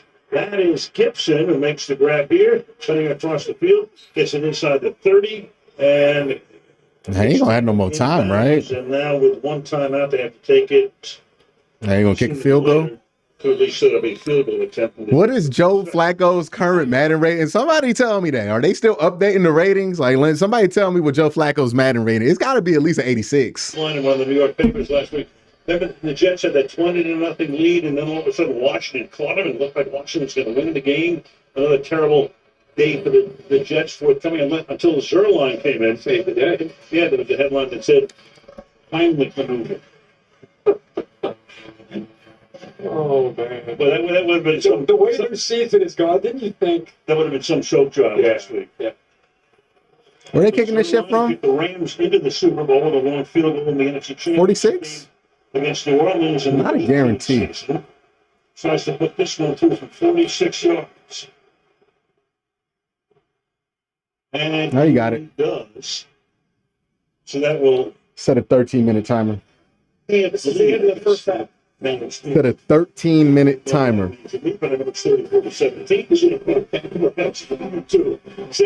All right, so let's recap the first half for those of you who have not been watching or not been paying attention. All Browns. That's the recap. That's the recap. All good shit by the Browns. Browns defense cooking. Browns offense cooking. Joe Flacco's having a game of his life right now. Like, I thought he had one of his best games since the Super Bowl run last week. This is a better game than that. He's playing the best football he's ever played in his life right now. Like, that's not hyperbole. That's not doing too much. That's dead fucking serious. He's playing the best football of his life. I can't explain it. I refuse to try to explain it. I don't care. I'm just enjoying it at this point. He's playing the best football of his life right now. At 38, after sitting most of the season in a Cleveland Browns uniform, yes, he is playing the best. What the Flacco is going on, I don't know, but I like it. It smells good. It smells great. It smells great.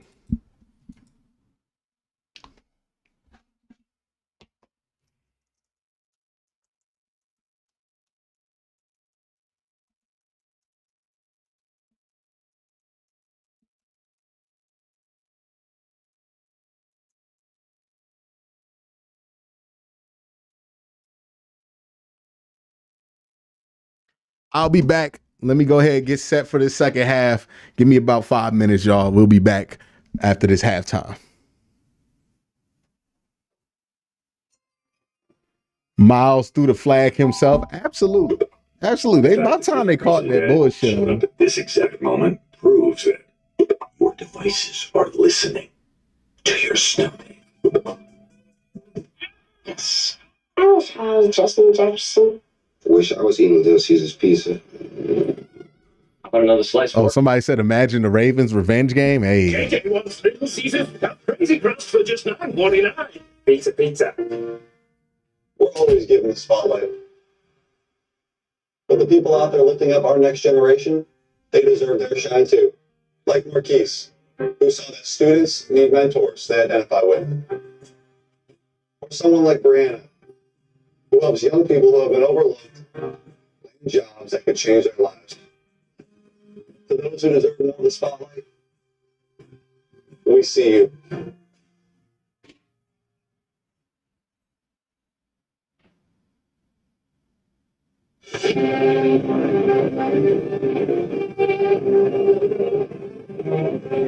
Welcome to the State Farm Show. It is a party in Cleveland as the rain is starting to pull Joe Flacco. That's his squad up 34-17 and are 30 minutes away from the Browns capturing their second playoff spot in the last 21 years. Hello, everyone. Chris Johnson, Tony Gonzalez, Ryan Fitzpatrick, Andrew Whitworth, and Richard Sherman. Wow. Fitz. Flacco has 296 yards in the first half. We talked about this incredible story of his, and it just continues here tonight. Yeah, we're talking about no Amari Cooper. No problem for Joe Flacco. These fans right here are going crazy. It's absolutely unbelievable what he's done.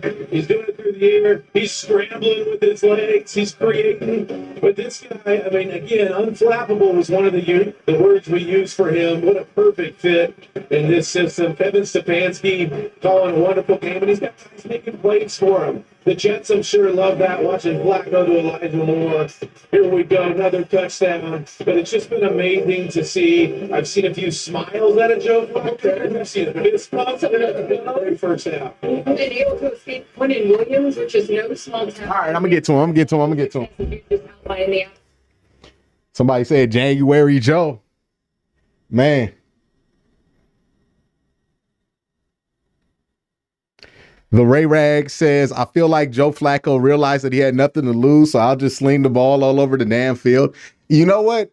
It's one of those things. It's like when you're younger, you don't realize some of the things that you should have done, that you could have used to improve yourself. but you never get that opportunity to correct those mistakes. And it feels like this is his chance to correct some of the things he felt like he didn't capitalize on when he was younger in those Gary Kubiak systems. Todd Trott says Flacco's run reminds me of Jim Plunkett's run with the Raiders, playing the best football of his career at the end of it. Yeah, it's nuts. It's absolutely insane. Also, Antonio Bird with the $1 super chat. Appreciate you. My man Todd, I already got that one. Appreciate the $10 super chat too, man.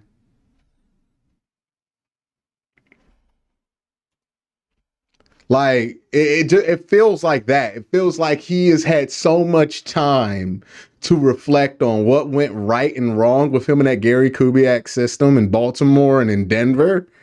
And the second he got a chance to kind of play in that system again, not just play. This is another thing that's important about this, right?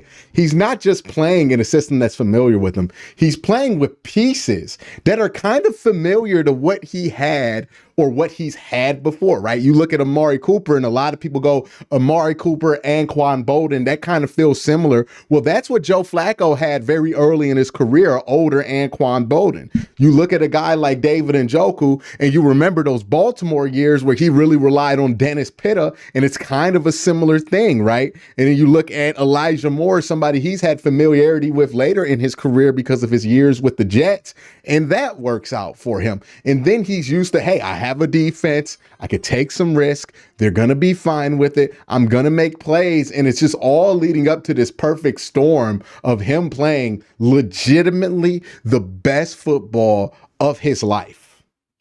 Edict says, Bills and Browns fan, dad from Buffalo and mom from Ohio, hoping the AFC Championship game is Bills versus Browns, which would be in Cleveland right now. So either way, one of them goes to the Super Bowl. Hey, man, that'd be great. Love to see the Lions in that mix, too, in the NFC. But the Browns defense, look, I thought it was so disrespectful that people thought that the Jets defense was anything comparable to the Browns defense.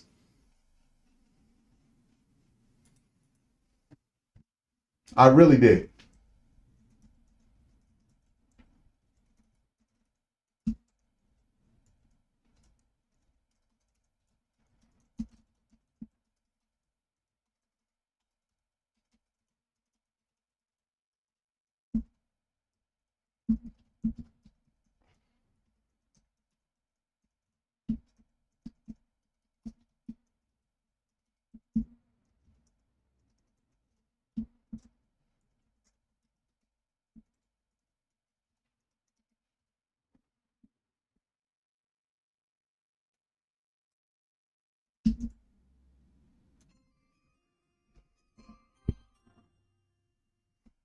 Joe Flacco and I have a birthday one day apart, and he's outrunning Quinnen Williams, whereas my knees hurt lifting cat litter into a grocery cart.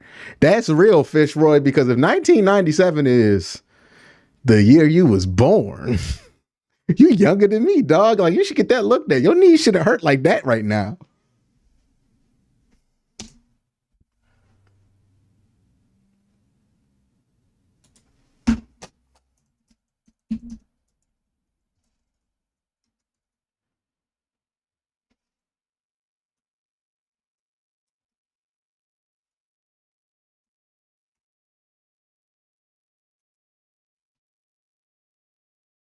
While Miami win gives the Dolphins their first division title since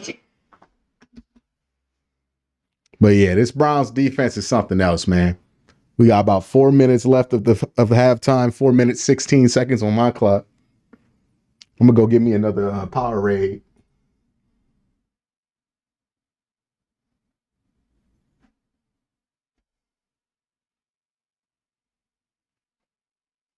Night, I remember.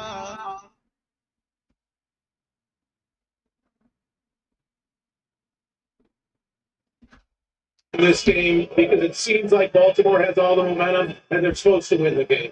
Well, if Miami, in order for that to happen, I think without Jalen Waddle, it looks like, we don't know for sure if he's going to be out, but it looks like he might be out. They have to lean very, very heavily on the Cheetah and use him screens, short passes. If he's not just that 50-yard deep pass, if they have any chance of winning this I game. know we talked about all these DNs and these rushers for defensive player of the year, but if Kyle Hamilton has another big game, you got to start putting his name in the discussion with Antoine Winfield Jr. Guys are playing good football. Yeah, like that game, of course, is the number one scoring offense versus the number one scoring defense. It'll be a good one. This is also a good one if you're a Browns fan. These guys are fired up here, and they're being rewarded right now. Their team leads 34-17, and it's just. Can we talk about Myles Garrett's domination today as well? Steve Horty says the offense today is proving they are legit as the defense is. And if that's the true story, man, cancel Christmas. It's over. Nobody wants to play this team right now. Myles Garrett, by the way, one thing we haven't really talked about. The last couple weeks, Myles Garrett has been Myles Garrett, which would indicate to me that he is fully recovered from whatever that shoulder injury was. Y'all. Somebody said, Q, you better be standing all the way from now to the Super Bowl. I'm gonna be so skinny.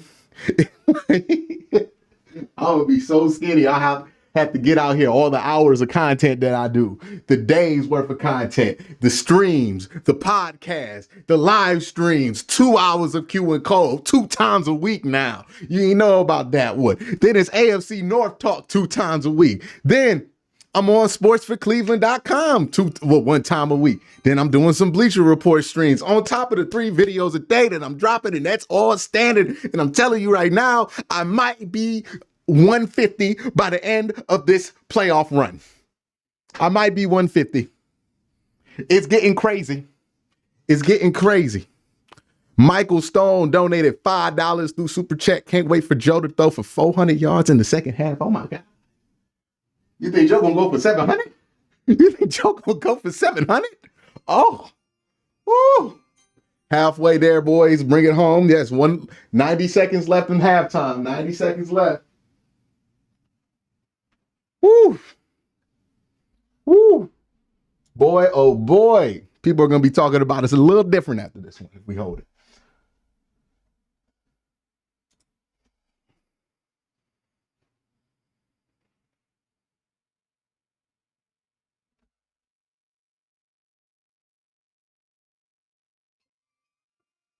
Minutes away from security. Just here for my weekly contribution on a family vacation.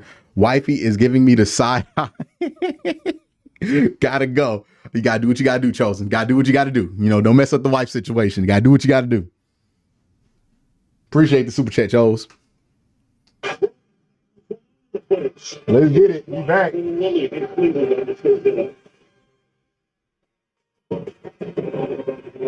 Back at Cleveland Browns Stadium. Cleveland home of the Rock and Roll Hall of Fame. And that's what the Browns have been doing tonight. Rocking and roll. 34 points. 367 yards. And Flacco at 296 already. And we go to Kaylee. Well, Coach, what impressed you most about the ways your offense was productive in the first half? Yeah, there were big plays out there, Kayla. That's a very good defense. Let's get it. Let's get it. Hey, Q, I feel like Everson will have to work on that press technique. Hold on, let me get back to that chat. Let me get back to that chat. No, it's Betsy. It's that suit. Let's go on back. One thing about standing, it does make this whole... Okay. Nope. That's another one. We got a bunch of super chats coming in. I'm trying to get to all of them. The second half. Ronnie Patterson sends this one down. Roy, okay, I feel like Emerson will have to work on that press bail during the offseason. Is one of the more safety? Is he just a little taller? I just think he's getting beat by a really good player in Garrett Wilson. Ariel Davis says, your Browns take have been mostly correct to keep me grounded all season since the Niners predictions. Appreciate you. Appreciate you, Ariel. Is it Ariel or Ariel? Let me know. Let me know. Let me know. You don't got super chat. I'll look for it in the comments.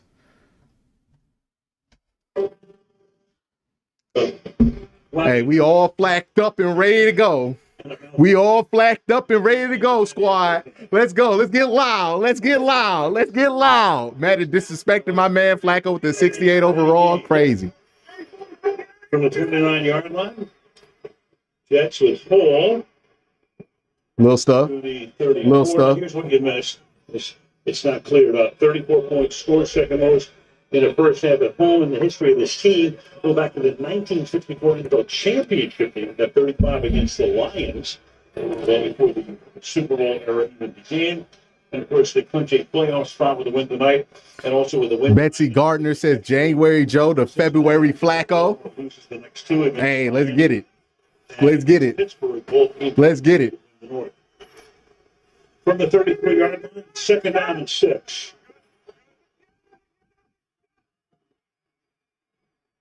All right, it's going to get a little run here. Nice open. Ball again down the sideline. Let's slow him down. Let's slow him down. For him tonight, he's carried the ball a total of 7 times for 63 yards, and he has 33 receiving. 2 Q and Coles per week. Nice job there on the right side of that offensive line. It's coming tomorrow at noon. We live. Owusu Koromo got to the outside. It just opened up a nice vertical seam for Hall to get upfield again. A big gain. It's averaging about 9 yards a carry. Exactly. 7 for 63. Good cut by Brees. Cuts it back.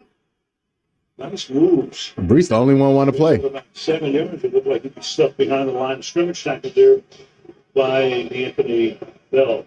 Watch him again. We saw him do this in the first half about how the play is designed to go to the right.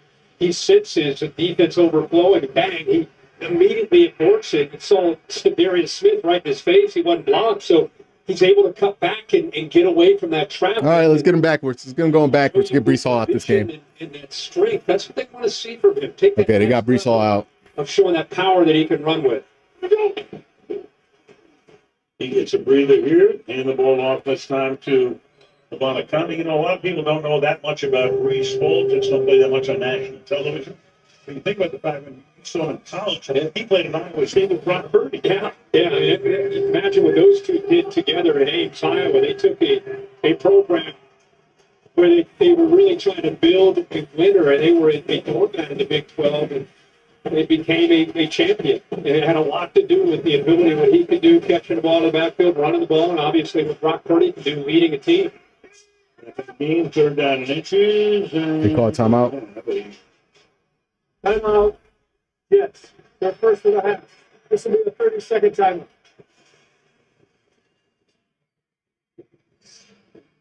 So Aaron Rodgers, of course, is here tonight. Done for the season, obviously. And hope to maybe get back by the end of the season. We set the game clock at 12:20. There, because you don't want to take a timeout in this situation, especially 3rd and inches, you're down by 17 points. Yeah, down 17 every timeout. If you are able to put points up on the board here, you get back into this game. You need those timeouts as you get into that 4th quarter. If they do cut into this lead and make this a close game, we'll remember with 12:24 to go in the 3rd that they wasted. I was in the game on 3rd and inches. They got to be tossing this shit, right? Oh, Miles almost got it. Breaking a tackle in the back. Good tackle, Taki. Again. He got away that time from Miles. All right, let's settle in. Hey. Picks up a 1st down on the game 10. Yeah, you imagine being hit. It would be really nice to see to win the North. Yes, sir. Appreciate that, Mike.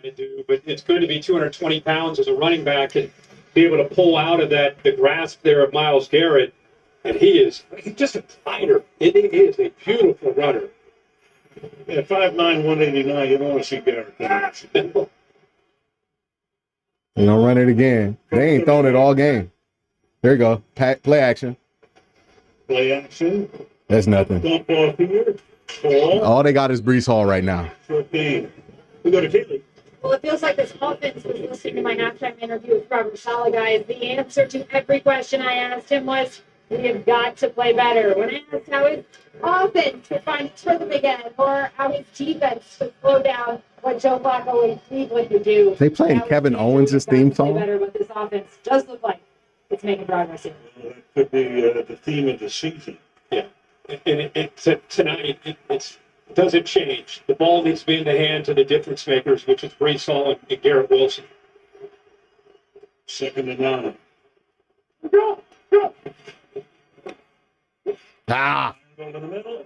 Looking to catch it. Denzel got beat. Brownlee, and he'll set up a first down and goal. Is he okay? Is Juan Thornhill okay? Well, this is a young, undrafted free agent at 6'2", 198 pounds out of Southern Miss that they have a lot of promise for what he can become. How about going up against Denzel Ward, one of the top All right, wake up, defense. in the game? And his soft coverage, man-to-man coverage, he's able to get to the inside, and that is a perfectly thrown football on time by Trevor Simeon.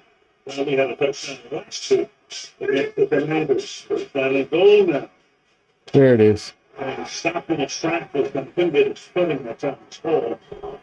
Bill is there for the tackle. There you go, D'Anthony. Goal. Playing well. Four safeties with the injury still. Second and goal. Not availing with that corner, and so you see Bell and Harmon when it's more about defending the run, and they'll rotate Thornhill and Ronnie Hickman, and when they're expecting more of the pass. Jets in the red zone, as you see, they get inside the 20. Do it dead last. Only get in about a third of the time.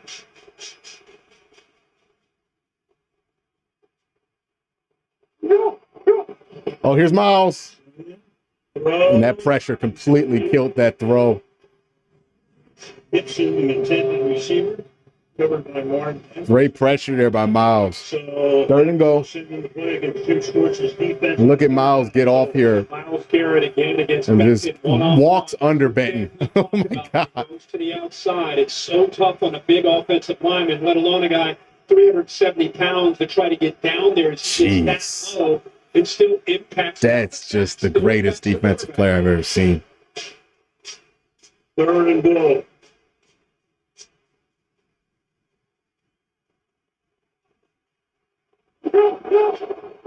Simeon fire. No, sir. Wilson looked like he might have a chance to pull it in. Thornhill covering on the play. Rogers expresses his dismay. Fourth and goal. That's not a surprise that they tried to get this ball in, but you'll see Ronnie Hickman, 33, who's going to try to come over and help out. So you great. By the corner. Juan, it was right there, baby. Help from Hickman. That is a tight window for Trevor Simeon. It had to be a perfect throw to get that in there. So now it's fourth down and goal. Looking over toward the bench. The play clock goes all the way down. The lay-of-game offense. 5-yard penalty. Yeah, that's better than taking a timeout at this point. We've already got the field goal unit in, so it's going to cost them 5. It's still pretty much a chip shot field goal. Yeah, they only had 10 guys out on the field, so like Carter Warren ended up coming out to give them 11 after the penalty. So a 31-yard attempt for Blake Zerline. 12 season in the league.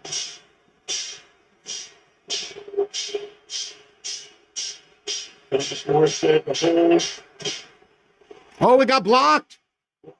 Oh my God.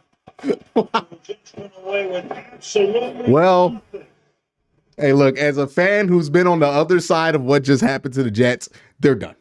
That's it, dog. Like that, when that happens to you, when you have a good drive and it kind of farts out to a field goal attempt, and then the field goal attempt just farts out like that, dog. I don't know if the team's done, if the Jets team's done, but I know Jets fans, they've changed the channel. Like that's it. Things that we don't need. Loaded bundles, reckless spending. No more. That's a bit dramatic. A better plan is Verizon. Starts at $25 a line. Did you say $25 a line? And see big on things we love, like Netflix and Max. Oh, that's awesome. Spaghetti night. Dinner in 30. Oh, yeah. A better plan to save is Verizon. It starts at $25 per line, guaranteed for 3 years. And get both Netflix and Max for just $10 per month, only on Verizon. Where'd you want to serve? Oh, I didn't serve, but if your spouse, parent, or grandparent served in the military, you can join USAA. Yeah, my grandpa did. So I'm already in, but I was talking about your serve. Oh, USAA for the military community. Right now, get them. All right. Let's put the pressure on them offense. Do what we've been doing all game. And let's get David. I haven't heard from David and Njoku in a while, y'all. Have y'all heard from David and Njoku? I would like to hear from David and Njoku, everybody. Let's get it. Let's get David and Njoku on the board here. Let's get David and Njoku here on the board. Haven't heard from him since the fumble. Let's go ahead and get him that ball right here. Get him another 70, and so he could take Unk's record and have Unk talk about him on the podcast with Ocho Cinco. That's what I'm trying to see. That's what I'm trying to see. That's what I want to see.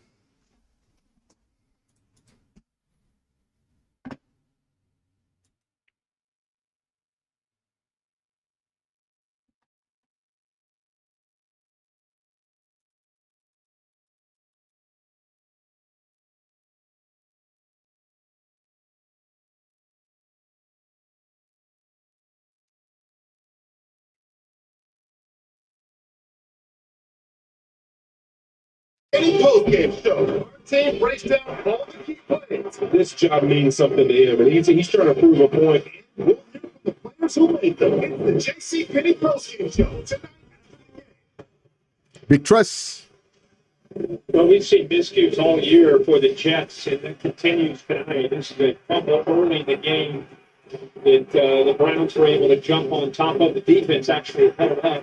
There's a kick that ends up being returned for a touchdown, and then a blocked field goal attempt, and the ball never really seemed to get up into the air. It's a low kick. Looked like he hit the ground as much as a football there. He took a divot. Yeah. And meanwhile, Shelby Harris, that's the 5th blocked kick of his career, maybe the easiest one ever, because that was low, barely had to get off the ground, but 5 block kicks for that man. This Jets defense, not a lot of 300-yard passer in the last 33 games. I mean, pretty good odds that Joe Flacco will end that streak. He needs 4 yards. I think he'll get him. I think he will. He's got a shot in it. Maybe right here. Yeah. Well, No. Denied. David Bell makes a catch, stop at the line. Why'd he fall? Katie, what you got? Guys, the Browns tell me that Elijah Moore has now been pulled out of this game with a concussion after we saw him go face mask first into the dirt in the second quarter. That means, look at this. The Browns are down their top 2 wide receivers in Elijah Moore and Amari Cooper. A lot of product. It's always something, Right man. there, you see Amari on the sideline, but again, because Elijah has been diagnosed with that concussion, we won't even see him back on the sideline. They're out, but right now, a little toss here to the outside, and only getting a yard or two is 4. Is he down? And they are going to say that Jordan Whitehead ripped that ball out of his hands. Jordan Whitehead, who started the season, I don't know. Is he down? interceptions on opening day, as he goes to the sideline, down to Shin's down. Shin's down. Oh, the little tippy tip of his shin's down. His calf was down. It's the calf. doesn't have to be challenged because all of the it's the calf. numbers get reviewed. And they will take a peek at this, and the Jets are waiting on the sideline. Yeah, look at the little part of his shin. It is ruled or called as a fumble. Now, Down. Yep. Close. Very close. Very close. So Terry, What's up now? We're Super Bowl bound, baby. Yes, sir. Got to finish the game. very much. Let's get him the ball, maybe. 5 down to 2 So you're down your 2 best receivers. You have Cedric Tillman, who you have known to have issues being in the right spot. And then you also have David Bell and then Marquise Goodwin. So we'll see how they move this ball. But it's probably going to have a lot of David and Njoku in it. Like, they're going to double team the shit out of David, right? That's what I'm assuming.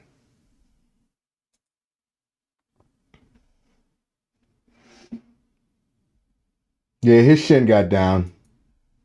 It's not his butt that you're watching. Watch the shin, right? Because the leg counts as long as it's the part that above the ankle. So the shin should count. I did get away sales event. Ryan Miller. Shin comes down before the butt, and the butt comes down with the ball. Ryan sets his investments to automatic. That was easier than I thought. That voice stays in the car, right? What voice? Talk about easier investing. The client moved the meeting. To today.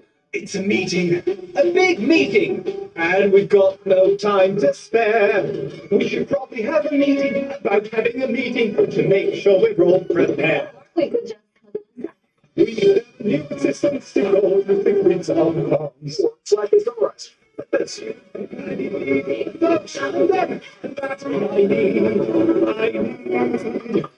Slack. This game is unpredictable. And unbelievable happens. So, if you bet, set limits. Never change your losses. And only bet when you can afford to lose. Learn more at responsibleplay.org. Coming soon to Prime. Fallout. If you insist on staying, then you will have to learn to. Well, I think Coop probably wasn't going to play next week. You're probably not going to play Joe Flacco next week. And you're probably not going to play. After review, the ball carrier was down before the ball came out. Here it is once more. Terry, take us through it. What you see? It's the shin. It looks to me like the ball starts to move just before the rear end of the calf hit. But New York, they tell us they believe that rear end of the calf hit before it became loose. They reversed this to down by contact. Quick review as well. Alex Smith making the ball rapidly. 3rd down and 9 now. Flacco goes. Oh, get up. Oh. Break the tackle. Did he fumble it for it? The first down. So David Bell made the catch. Tackle made there by Tony Adams, and that creates a funny situation. Yeah, with the injury to Moore, and we talked about Cooper all night, him not playing tonight, you're going to see Moore, Goodwin, and Bell. They're going to have to step up and make some plays. So 4th down now. Matt Hawk. Oh, yeah, first time we saw him. So the place kicker and the punter both got hurt last week. New guys for both disciplines this week. The Hawks kick is out of bounds at about the 33-yard line. That's where the Jets will take over, down by 17, a little less than 8 to play. Back in 30. I bet they're going to go with the same plan. Amazing. Even the lovebirds let loose. Yeah. The Derek and the Jets chill. Oh, yeah. Guys, what about the magic? So who had the most fun? Me. No one does fun like Carnival. Quick house. Ha, ha, ha. All right.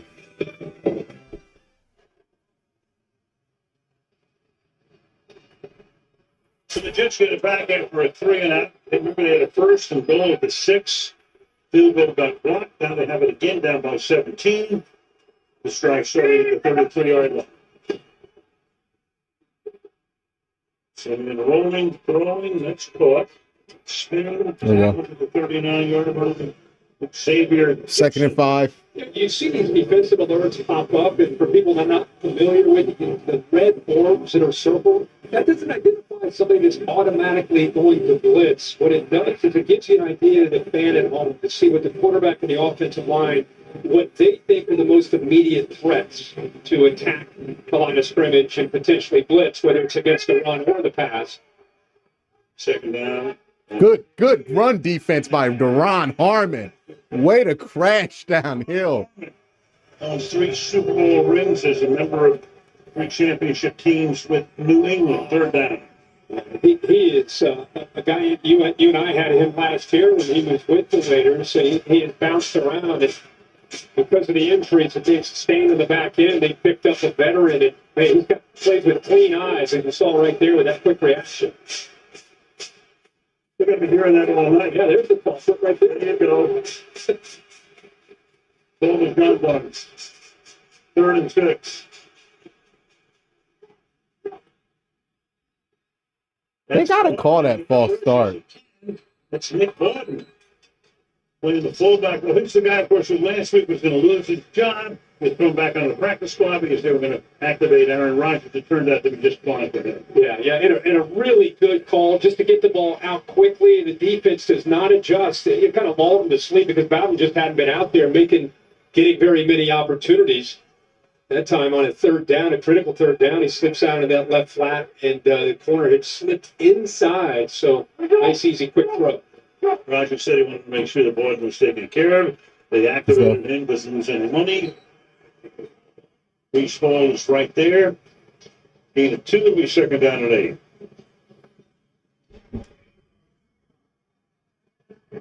So we've got Simeon 15-21, 165. The tough thing in getting the yards downfield is that rush gets in so quickly. Puts a lot of pressure on the receivers and the tight ends to be able to win against man coverage and get downfield. So it's a lot of quick throws.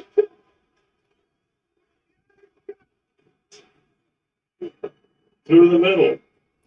Is that nice run? That Reese Hall, not a lot of space there. It just takes people with it. It's short. You asked me in the open, what do you see for the future? And everybody's excited and embracing for Aaron Rodgers to come back, hopefully healthy. But we talked about the pieces he'll have around him. And I think people start to see after the ACL his rookie year what Reese Hall can become as a runner and a receiver and with Garrett Wilson. And that gives him 2 legitimate young pieces that can really flash within this offense. Yes. And it's half the team total tonight. Third down and 8.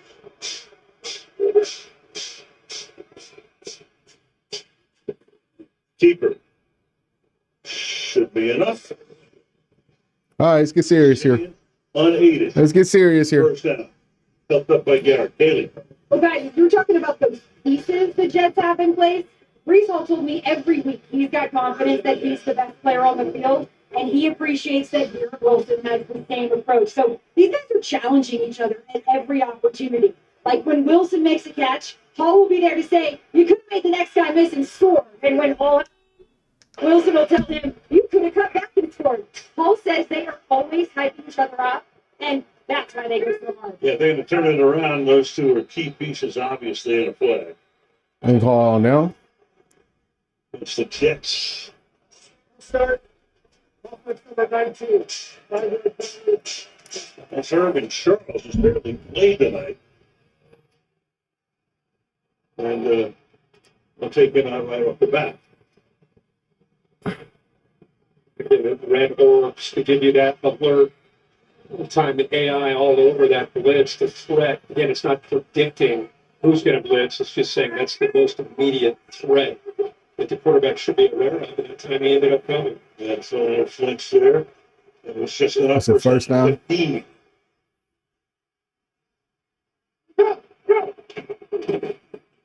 Ah, no, he fell. That's moving again. The people that does him in, Jason Brownlee, not a lot of slipping and sliding tonight, but enough. Rain here yesterday, field's covered and all that, but the field's a little damp.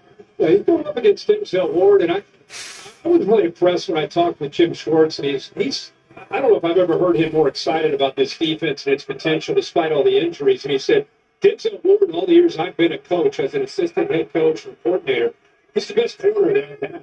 And I think that tells you it's kind of a big statement of his potential. Second down and 11. Oh, Pickett. No, he didn't catch it. Damn, Thornhill almost got that. Thornhill almost got that. All right, get him off the field here. 3rd and 11. We know what time it is. Second less than 3 minutes to play here in the third.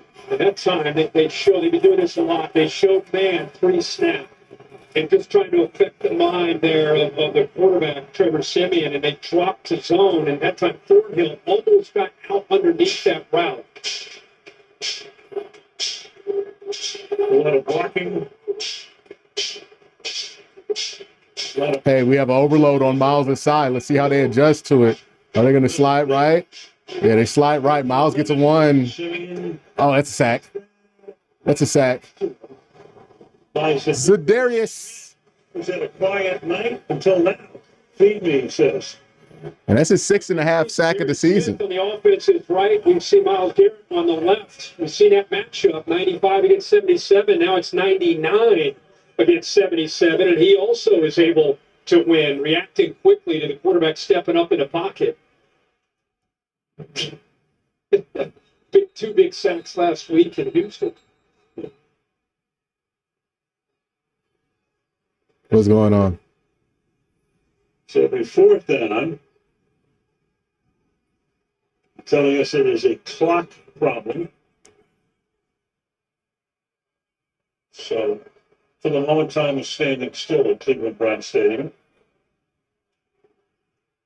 Mm-hmm. Maybe I'll keep it on this time next, huh? Crowd doesn't like it. Right? They want to start celebrating. Right, they're ready. They didn't win, and they're in the playoffs for them the second time in 21 seasons, and this is what they're talking about. So the clock never started. The clock never starts after the play is over. Going to reset the play clock.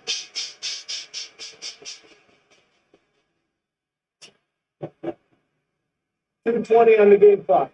2:20. I'd say we're in Tin Pan Alley. The game clock never Nobody knows started. what the hell I'm talking about. Except Billy Days. 4th and 10.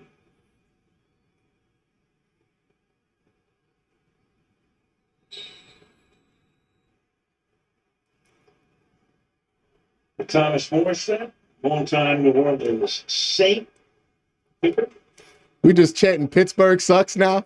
So a backspin on it, and it's fair play at the 10-yard line. Are you chatting Pittsburgh? Take over there. Little pushing Chevy going on with 2:07 to play in the 3rd. Browns up 34-17.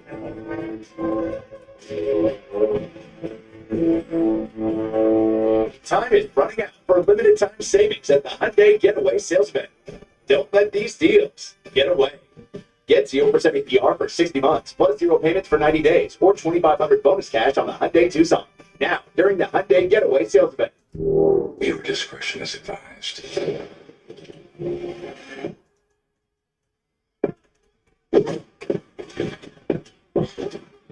5 episodes.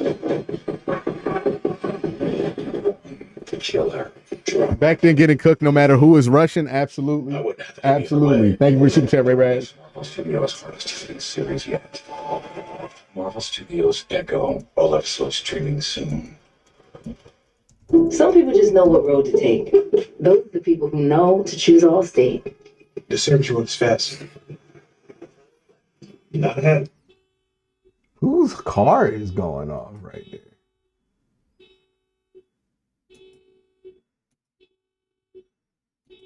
I hear that. I don't want to be late for the party. I'm gonna save us 5 minutes. Some people just know what road to take. You're on the fastest route. Those are the people who know safe drivers save 40% with Allstate. Okay, DraftKings, a bonus bet back if you lose, giving people a second chance. Ryan Fitzpatrick, you've had your fair share of those. Talk to me. With a no sweat bet, if your first team doesn't work out, you can just bet on it. It's finally over. Miami or Buffalo, Washington, Tampa, New York, Cincinnati, Tennessee. Dog, the Pistons lost that game? That's rough. Game day, every week of the season, to everyone. Because life's more fun when you're in on the action. The crown is yours. Want to win tickets to Super Bowl 58? Scan the QR code or go to NFL.com/enter for a chance to win.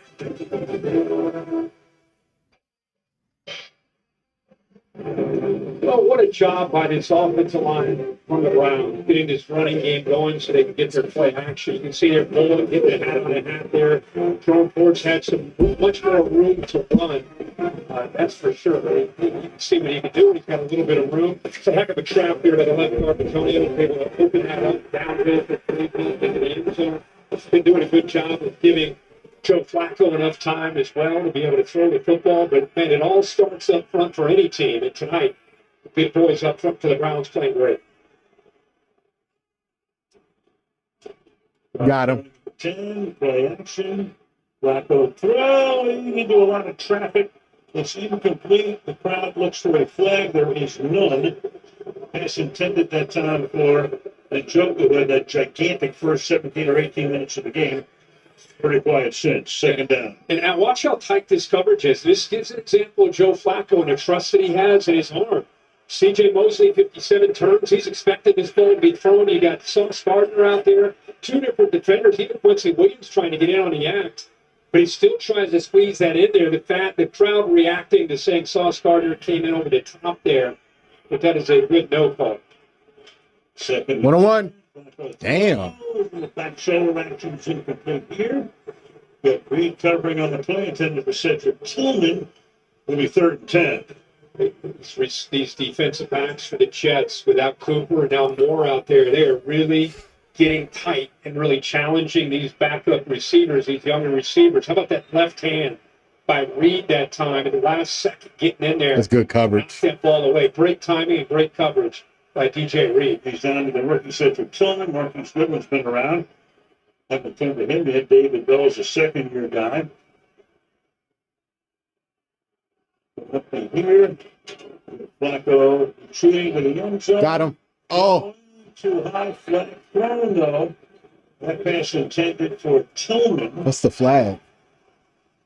Of course, if it's against the Jets, and it appears to be. Pass is thrown. Holding. Defense number 4. That's a 5-yard penalty. Automatic first down. Wow. 3, so on a 3rd and 10, the flag and the big ball against New York. Looks at the top of the route. He's in good position. Grabs him there. Grabs him there. The reaction, the retaliation from Tillman was after he was already held and the penalty had already been called. It's Quentin Williams getting in. Flacco right away saw that defensive holding call, so automatic first. Yeah, Reed trying to make it look like offensive. There's a good run. Oh, my God. 20-yard line here. He got hit by Whitehead. Jerome Ford. The pickup of about 5. So Ford tonight, he's carried the ball 12 times for 64 yards. Those guards, they get around. Again, I think if you study the NFL offensive lines that are out there, you look at Petonio and what he can do, and Posick at center, Teller at right guard. When they're healthy, they're all been banged up. But when they're healthy, that's as good of a trio as you'll find in this league. And just been trying to deal. They're playing with their 4th and 5th offensive tackle with the injuries that they've had to Wills and Conklin and now DeJuan Jones. 2nd down and 5. Ford again. Ah, he slipped. Picks it back up. It was there. Gets smothered. And the crowd member wants the flag for a little extracurricular. It's Bruce Hector, number 98, who came in and stopped him. No flag. They keep going to that pull lead play with those guards. They're running it to the right, to the left. That ball was in. It just looked like Ford. Oh, he fumbled the ball. Somehow lost his focus. That ball All right, Jerome. Come on. Tighten the fuck up. That hit there by Johnson got the reaction. So 3rd down and 7. Half a minute to go in the 3rd. Hey, they got Tillman wide open there. Oh, throw it. Throw it. Throwing, and that's incomplete. Wow, you didn't get the protection that you wanted there. You didn't get the protection that you wanted there, but boy, you had a couple shots on that one. They're going to want that one back. The offensive line is. Enough good work to hold the Jets scoreless in this quarter. Yeah, they tried to move him away from some of that pressure. They're just not getting any separation at all. The back end against the coverage of the Jets. Nowhere to go with the football. Matt Hawk into punt. And for the Colts last year, Xavier Gibson saving his own 35-yard line. Good kick. Gibson from the 28-yard line. Finds a little bit of room. Finds a lot of room. Takes it back. Keep playing defense. 4 seconds remaining in the 3rd. To Candy. Guys, you're gonna love this. There were big cheers and even some tears at this pep rally at a middle school here in Northeast Ohio as the Browns Stay in the Game initiative celebrated students at Johnny Wilson for their good attendance. Amazon recognized the educators' hard work too, with a $25,000 donation to the school. And look at that, linebacker Anthony Walker had the honor of surprising principal Nicole Barfield Davis with 2 tickets to Super Bowl 58. You gotta love the celebration. Fantastic. Oh, it's great. Browns such a part of the fabric of this community and have been for over half a century. Meanwhile, on what will be the final play of the quarter, you got Gibson taking it for a game All right. of 9. Hold on one sec. Take us to the 4th. 34-17 after a scoreless 3rd. Back after these messages.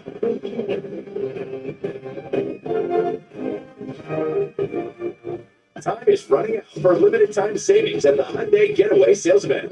Don't let these deals get away. Sign and drive a Hyundai Palisade with 0 down, 0 first month's payment, and 0 security deposit. Now, during the Hyundai Getaway Sales Event. Geico makes car insurance easy as plein air's getting out of hand. Kentucky Double Right 200, Imitation Crab, Zebra 60. That's exactly the same as Near Left Turbo Tortilla Chip Flippy Bobby Extra Spicy Salsa Sweet 16. You're thinking of diced onion 10, ground beef, ricotta, rigatoni, marinara, preheat the oven to 350, cool down, and serve. That's not even a play. That's a baked ziti recipe. Baked ziti. With coverage for your whole lineup in the app, it's easy to Geico. It's ziti time. Let's go to lunch.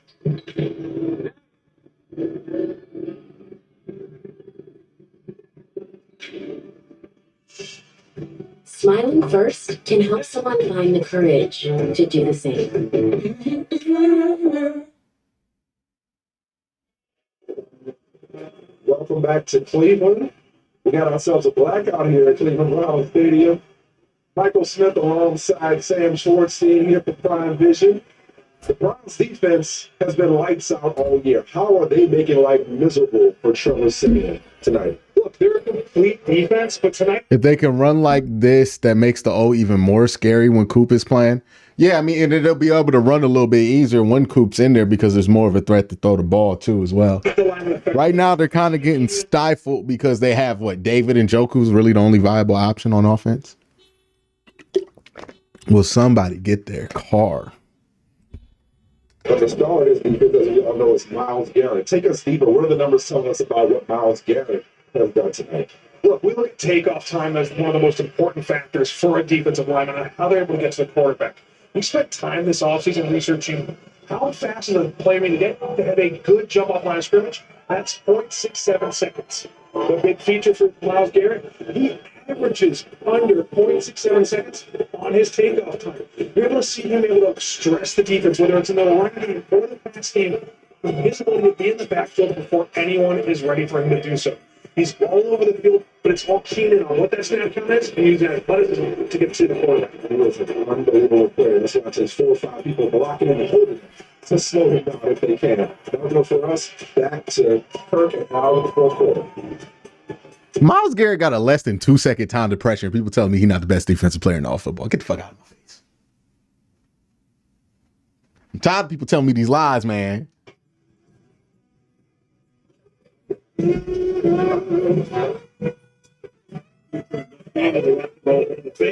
Entertaining the crowd. Start the fourth. Al Michaels with her street. Kaylee Hartung, Reese Hall picking up what should be a first down. His grand finale might have been better than anything we've seen so far tonight. I don't know how old that kid was, right? Telling you 13 right here. Oh, is that what it is? Okay.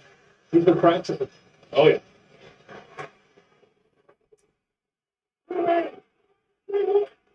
So the Jets had a lot of opportunities, but have not been able to cash in. Both teams scoreless. In the third, 51-point first half. That pass is caught. A little short of the first down. Garrett Wilson makes the catch. Then Bill Ward with the tackle. It's our next gen stats powered by AWS. Myles Garrett. The reason you're seeing Trevor Siemian get the ball out fast is because of 95. Whether it's gets the run or the pass, they're getting penetration and getting after this quarterback to the outside, to the inside. 9.9 seconds. That's not as a team. That's the third fastest average as a team the entire year. Tells you about the Jets' offensive line, too. Yes, it does. Second down and 1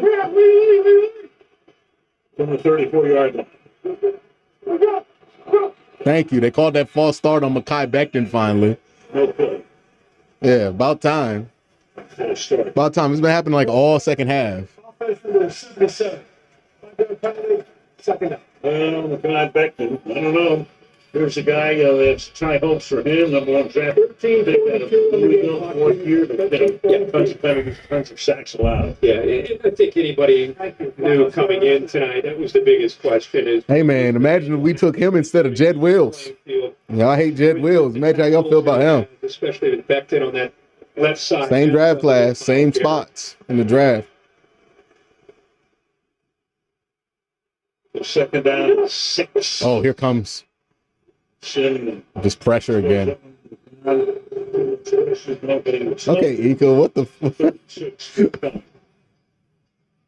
The thing that is really, I think, it's impressive for this Browns defense is their defensive line is so good for Jim Schwartz, and he believes in turning this loose, give them freedom to be able to get creative, and I think because of that, they've been able to overcome some injuries on the back end, especially in safety.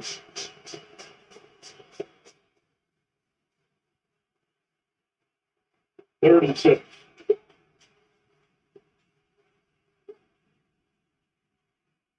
Oh. Almost picked up, but it's 4th down now. Martin Emerson had in his hands. There you go. He has 4. All we gotta do is play defense for the rest of the game. We're gonna win. 7-8. I think the reaction from Garrett Wilson, and he wants PI. Watch the inside, Newsom, number 0, right there. I'm just surprised that we didn't see a call on that play right there to give them the first down. I don't know how that's not PI. So 4th down, Jets, 13 and a half to go, and they'll go for it. They need 6.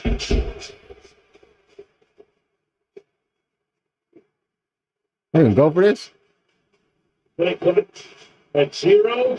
Did they get it away? Crowd too loud. They did not. And now you got a 4th and 11. And so Salah's going to send in the punt team. That play didn't get in so late. I think they were trying to get the right call there on 4th down, and by the time they broke the huddle, they were down around 5 seconds. Some more stats. Fairly busy night will continue with this 5th punt. Crochet back for the Browns. Balls for the fair catch makes it at the 9-yard line. Yeah, that's a good catch. 13:29 to go in the 4th. The Browns trying to clinch a spot in postseason. How much of that? We are family. Playing in the PLA. I can't do it. Can't do it. I ain't got it. I ain't got the balls for that.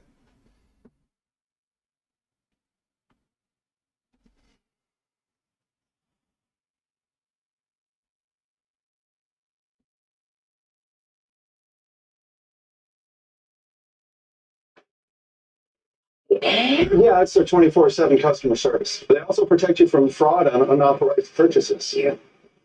Oh, really? 24/7 customer service. What do you protect me from? Mostly yourself. And $0 fraud liability. Oh. We came up to back by popular demand. Your melty wishes are our command. With the new swimming Swiss, it'll warm your hands and brighten your day. And be having your way.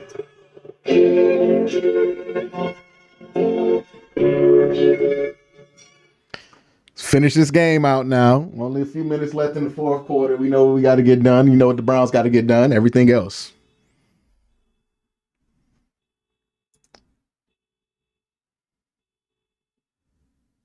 Rodgers looks disgusted. You know what Rodgers looks like? He looks like a man happy as hell. He ain't playing. Imagine him with that Achilles barely healed trying to play.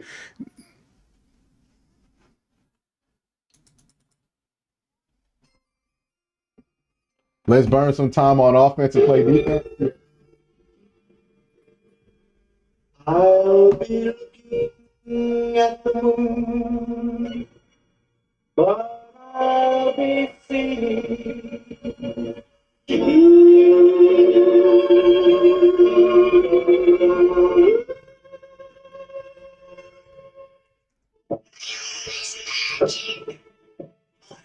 Good morning. Every morning he comes to life.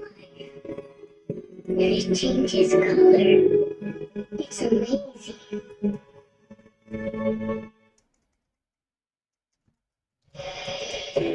Well, season 2 of Reacher, #1 show on Prime Video. You can watch it now only on Prime Video. What's your breakdown of Reacher? You've been able to. A minute. He was at the games in wherever it was. Anyway, you've got this drive beginning here. Pierre Strong gets pushed back. You know, if you go back to the beginning of the season, and you say, what does Cleveland need to be really successful? Nick Chubb has to have another great year. Deshaun Watson has to have a great year. Yep. Chubb gets hurt week 2. Watson only played in 6 games. Kevin Stefanski's done a heck of a job this season. Yeah, I mean, he's right up there, has to be considered the NFL Coach of the Year because of what they've had to overcome. It was a kick really into the ribs when they had to deal with that injury to Nick Chubb. And honestly, talking to the players and the coaches this week, I think good run. Care so much about it. Good run, Strong. There it is. Well, this is Kamara Strong. So Strong would be like the number 3 back. Jerome Ford became the number 1 back. Kareem Hunt, 3rd down back, and touchdown maker scored his 9th this season tonight. And this guy I've seen some action of late. And just when they look like that, okay, we got to be over the Chubb thing. Now we got Deshaun Watson going. He's 5, and when he comes back and beats Baltimore in an amazing game on the road, then he's been dealing with his shoulder. Then he's out for the year. Then you're dealing with trying to figure out is it going to be Dorian Thompson-Robinson? Is it going to be T.J. Walker? You got injuries on the defense. You lose both your starting tackles, and they just keep finding ways to win games. And then Flacco comes over. Pierre Strong again. He has room. Oh, Pierre just didn't get to the. Oh my God, he just straight up fumbled. They called it down. Oh, they called it forward progress. They're getting some real questionable fumbles today. 2nd down and 6. Since that ball came out before he. Yeah, ball's out. Yeah. Ball is out. Sure. And then what about the recovery here? Jets. So you got all right. Quincy Williams with the pop to force it out. And then Jermaine Johnson, who scored a touchdown before on the interception. And now you're certainly going to get it. That call as he was down by contact. Challenge for sure. They'll even reverse it if Kent gets the call from upstairs. After discussion, and really on the field is a fumble recovered by the defense. Okay, there you go. Pierre, man, come on. So originally they were pulling it down. Now it's clearly, without question, a fumble recovered by the defense. It's a good job of getting the call right. Jets get great field position. It's Jets defense once again finding a way to try to help find a way to get back into a game and win a football game. They already had an interception for a touchdown with Jermaine Johnson. Now they give Trevor Siemian. That was one of the weakest fumbles I've ever seen in my life. My God, Pierre, like, come on, man, come on. You didn't even get hit fucking hard. Get him off the fucking field. No more Pierre Strong, dog. I know every once in a while he pops one off and people get excited. And they talk themselves into thinking Pierre Strong's a good running back, but then he does shit like that. Simeon. Pierre, come on, dog. It's complete. Shelby Harris looked like the man got his hand up there. We already saw him block a field goal attempt, and this time it looks like he got his hand up there, but still the ball had enough on it to get out to the receiver. Wilson. Harris. Hands up. Good job of sitting right there in that zone coverage there by Garrett Wilson. 2nd and 4 for a gain of 6. They sent 5. Good coverage. Pass incomplete to the 20-yard line. Intended for Gibson to cover that time by Emerson. 3rd and 4. All right, let's finish them off. Well, they can't go to Wilson every time. We've seen Conklin get some opportunities. Brownlee now trying to get it to Gibson with great quickness. Tries to set him up to the outside. Ball's thrown a little bit behind, and it allows the length of Emerson at 6'2", 201 to be able to get in there and knock it out of there. 3rd down and 4.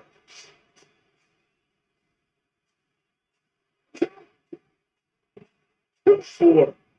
Pass caught. That's short. Good tackle, Taki. There. That's short. A little bit short. So you got another 4th down coming up. Taki making the tackle. Yeah, once again, you see the change up from Jim Schwartz there with that coverage. And they're going to right to the line. No, that's short. He didn't get it. Jordan Elliott, 96, is right there. So the Jets have had so many opportunities, and again, come up with 0. Their defense got us. Just a microcosm of their season, really, for this offense. Plenty of opportunities.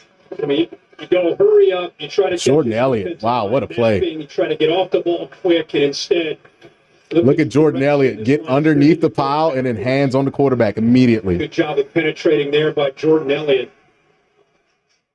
Trying to catch him. Don't hurt him now. One to sleep, no good. Well, another opportunity with 10:53 left in the. Hey, Garrett, come to Cleveland. We're having more fun here, Garrett Wilson. That picture helps to sum up the Cleveland season. That's another picture that I'm not going to tell you. Team that's 6-9, such high hopes, and opening night. What crazy things Rodgers gets hurt. They still won the game. Right. Beat Buffalo in overtime. They're looking at the play again upstairs, but we didn't see anything that would indicate they picked up the first. What do we? The highest scoring first half in 4 seasons. Right. And 0 points in the second half. They might be looking at. The runner did not make the line of game, however. Defense. There were 12 men on the field on defense. Whoa. That's a 5-yard penalty, and it's enough to give the first down. Whoa. So as they were hurrying to try to get the ball snapped, What? the Browns are trying to get off the field, and it ends up costing them. They make a great play. It looks like Sedarius Smith is off the trying to get off field. the field there. It was. All right. So they still have some life. Browns are having a tough time sorting this one away. It looks like a long-time route to begin with. I mean, 17 is still a wide margin, but Simeon, deep drop throws, caught. Good tackle. Gibson, stop before he gets back to the line of scrimmage. Good tackle. Tackle made there by C. Anthony Bell to be second down and 12. Bell is really comfortable coming down near the line of scrimmage. Second-year player out of West Florida. Played zone that time, just kept the ball in front of him. Who's hurt? Down. Jets player. Looks like an offensive lineman. We're going to take a look at the remaining schedules down in the north. So you got Cleveland with that one game left. You go to Cincinnati. And you got Baltimore with 2 games left. With Miami and Pittsburgh both in Maryland.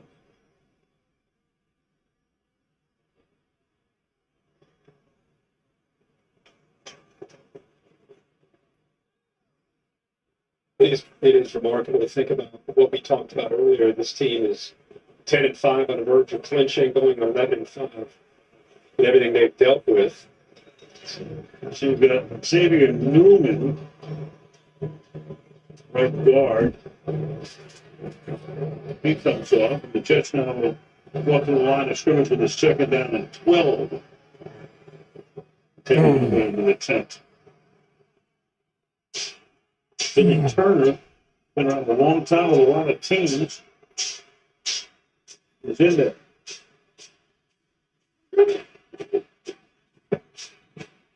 Yeah, false start again. Black Crown. False start again. The play. False start or illegal procedure. Full start, offense number 66. Yep. Center, it's Joe Tippmann. Rookie out of Wisconsin. Keep going. What he's done, stepping in for Connor McGovern. You know, there have been a few silver linings to some of these injuries that they've dealt with.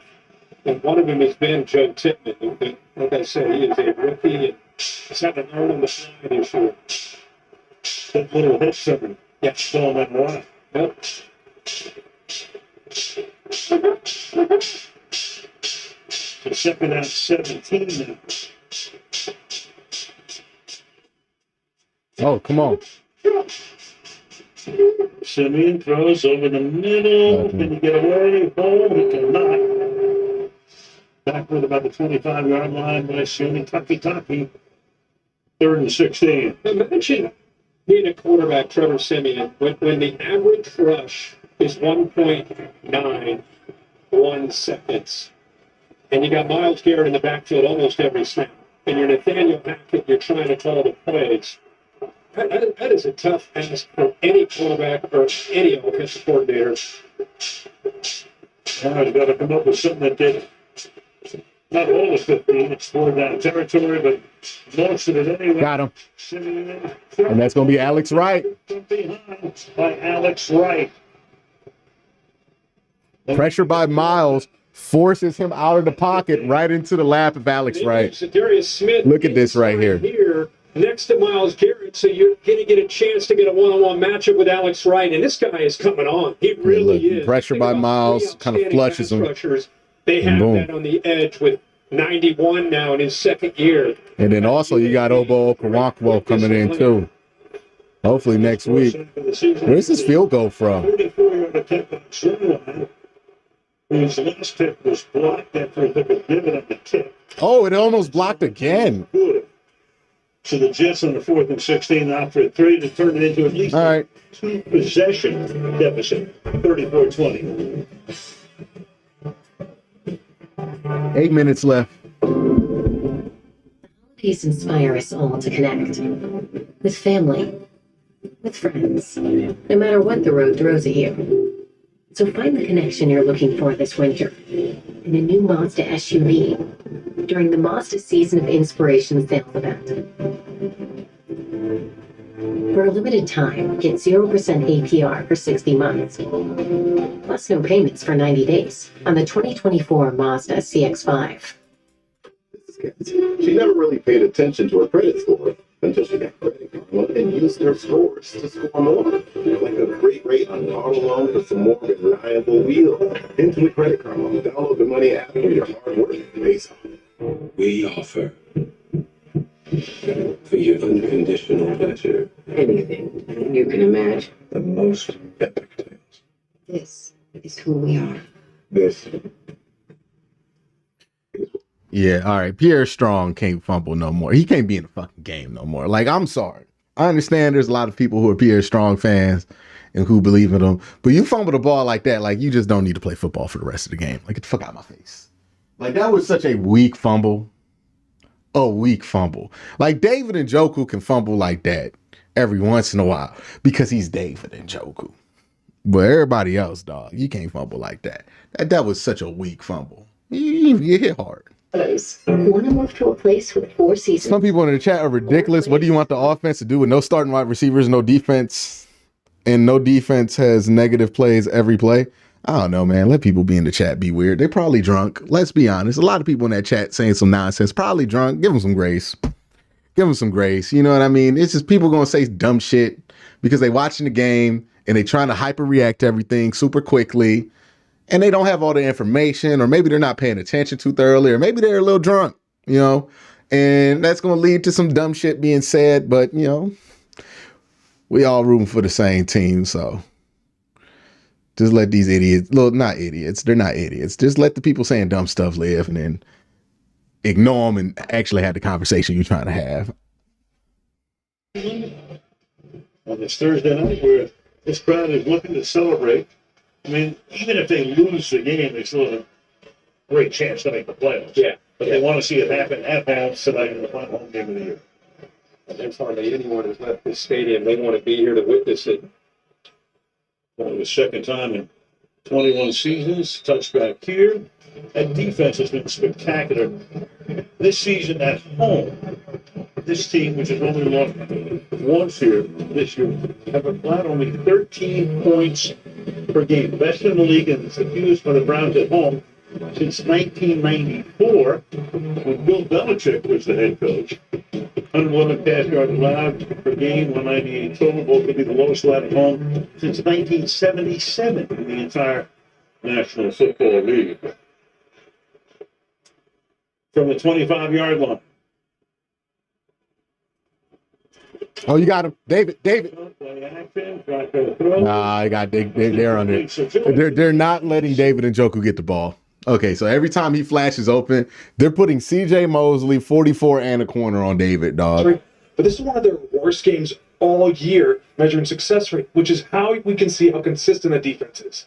Here's the problem. It's not just that they're giving the plays that the Browns need, it's their expected yak yards. There's 7.5 yards after catch expected on every play. This is a problem because that's what they're able to convert big plays from the Browns. It's not just inconsistent play, it's the big play they're giving. Down with that injury, Amari Cooper not out there. This offense has not been the same without Elijah Moore. Running draw. All right, 3rd and 10. Scrimmage. Hunt. Stopped there by Jermaine Johnson. So 3rd and 10. 8.5 to go in the 4th. David Njoku had that big first half. Haven't heard much from him lately. He's got 5 receptions, 128 yards. Like I said, all that coming in the first half. I wouldn't be surprised here with these younger receivers if they try to find a way to get him matched up and he can win. He's off to the right. He was my vote to get up in the depth chart, says Mighty. Receiving yards. Yeah, stuff like that gonna keep him from doing that. Here you go. Oh. Making the grab, you pulled it, you jumped in, but right there for the coverage was Tony Adams. I mean, he had such a great first quarter. I think he went over to the bench, and Amari Cooper said, "Hey, slow down, man. I set the record for the team to be 265. Let me have it a little bit more than a week." Yeah, and that time the Jets anticipating that potential shot that he might take that. So Adams just in really good position in man coverage to give up the reception, but make the tackle so they get the ball back. Good job with the 3 and out there by the Jets defense. Again. Matt Hawk. Xavier Gibson sets up at his own 20-yard line. Get a good punt here. Clock as far down as they can. Gibson floats over, grabs it at the 14-yard line, and brings it back for run back of about 8 yards. Shoot the 22 with 7:13 going to the board. The home of the Rock and Roll Hall of Fame. 57-yard boot.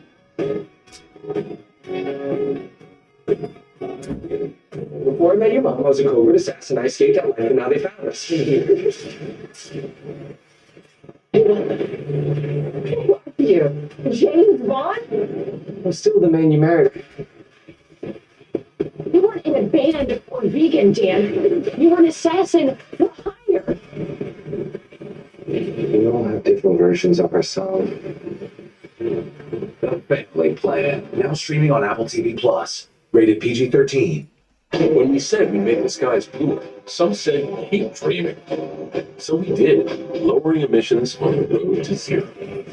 Now we're working on an EV that has wings. And someday we'll turn your old into your brand new. Because we are a company of dreamers, setting out to be carbon neutral by 2050. So, no matter where we go, we're going to keep dreaming.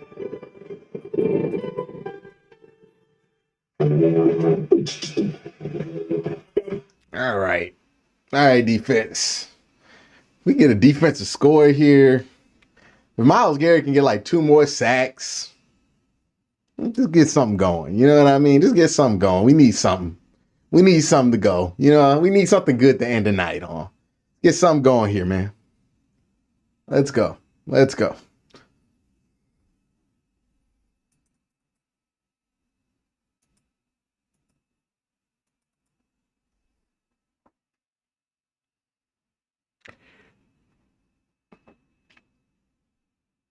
Let's get it. Let's finish it.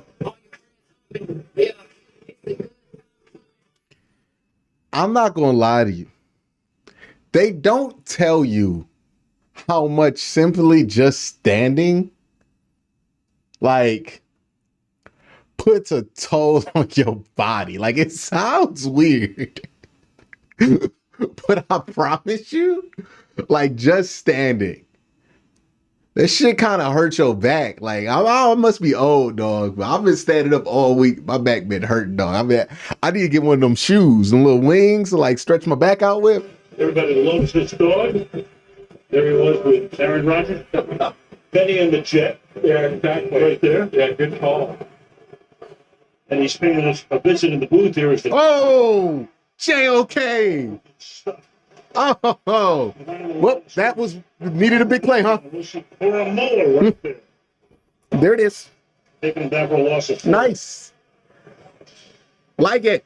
Like it. Love it. Love it. Keep doing it. Yes. Good job.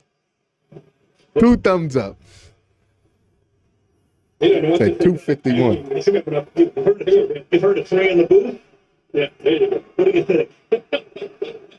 Headset. The whole thing going on there. Eating my candy corn, doing the whole thing. Dog on the loose. 2nd and 14.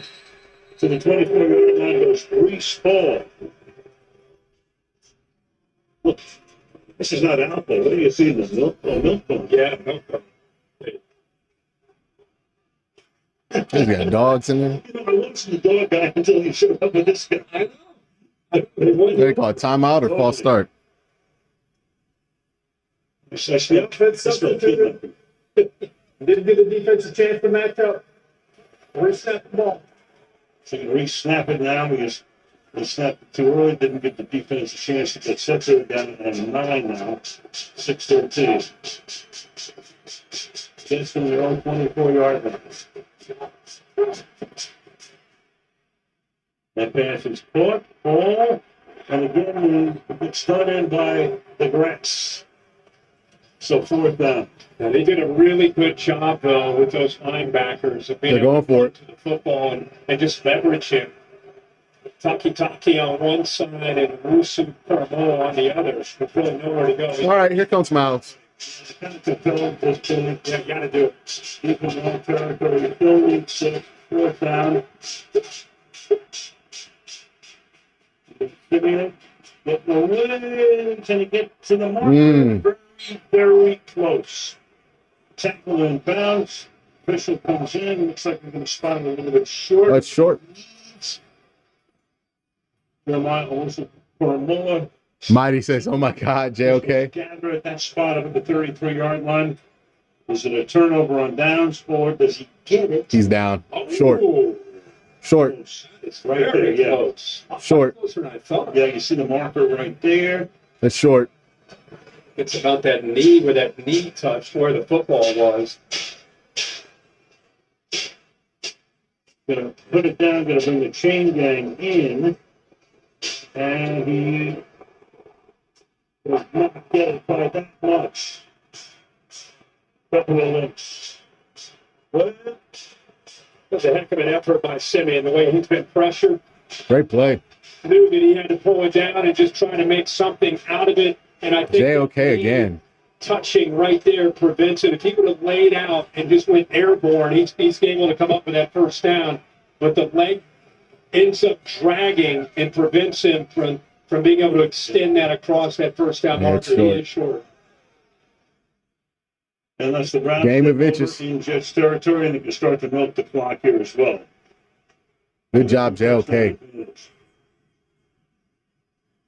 Well, you know, with Benny coming in as the 3rd guy in the booth, reminds me the first ever Monday Night Football game was played in Cleveland, the old stadium, between the Jets and the Browns in 1970 with a 3-man booth, Keith Jackson, Howard Cosell, and Don Meredith. There you go, Kareem. In the year. Good run, Kareem. We have video of everything. We go back to 1970, and everybody said, primetime football, do you think that'll work? Is it possible? 9 o'clock Eastern time. At Namath in the game, a couple of years after the Super Bowl. Howard, this is Howard reporting from Cleveland. It was Namath. How about the mic? Yeah, the mic, and there's Keith Jackson in the middle. Keith was there for 1 year, then went to college football. Speaking of Keith, somewhere behind the clouds is a full moon, as Keith would say, tossing up moon. The great late Keith Jackson, 2nd down and 2. There's down. Was in that era where you used to beg your parents to stay at the halftime, like the Monday Night Football game. See the highlights with. Oh yeah, Howard. Yeah. Well, Howard, Howard, he knew enough Yeah, that, he could go all the way. It was just a way to string out that whole play, Yeah. He would go, for 12 seconds. He could go. Yeah. That's really well done. Yeah, thank you. The thing is, they didn't have any highlights back then. That was the only way to watch their highlights. That's why people, Get up. Oh, he had a spade. All right. You're exactly right. For how many years you worked with? I did baseball for about 8 or 9 years. Yeah. How was that? It was interesting. It was interesting and it was complicated. Some of the greatest stories of all time came out of that. 2nd and 7. This crowd right now, they're ready to let it loose. We got the Joe Flacco chant going. Come a long way from driving the kids around 6 weeks ago. One regular season game to go with the playoffs. 3rd down. All right, Joe's fine. Cool. Joe Flacco's night. First half was Saturday. He's up throwing for 296 yards. Everything was going. It's really an extension from what he did last week against Houston. Just making every throw, having time. They're running the football. Here he gets creating and 6'6". He's going to run and set. Keeps his eyes downfield. Throws a touchdown pass to his running back, Jerome Ford. About as good of a first half as you could hope for. And they've just been holding on here in the second half offensively. It's just hard to believe to see him in that uniform. If you're an NFC North fan, you look at Joe Flacco, you think, especially as a Browns fan, all those losses that piled up when the Ravens and Joe Flacco would beat the Browns, and here he is at 38 years old in the dog pound trying to clinch a chance for the Browns to get to the postseason. On top of the fact that Cleveland moved to Baltimore. Hey, 101. Baltimore to begin with. Huh? All right, kick the field goal. Hey, Mark Tylerman's done a fantastic job as our producer this season. His rookie season at the helm here, Pierre Musa, terrific job. And my thanks as always, Malibu, Kelly Hayes, been with me a million years, George Hill, $1.5 million. Chris McNutt has been up here. Audrey makes us look great. Audrey Mansfield. Ray Stein takes care of a lot of other stuff for us. Wade Junko got a lot of good folks that we couldn't do it without. Yeah, and my buddy Darren Brown has been helping me out for a long time. And new addition this year, Tony Graneri, who's been amazing, helping me out on Thursdays and also on Saturday nights. And Kenley Williams, Finish it out. kind of my right-hand guy with me everywhere we go. So, yeah, you're right. Just a crew that you're blessed to be a part of. Great group to travel with everyone. And our pregame folks as well. Yep.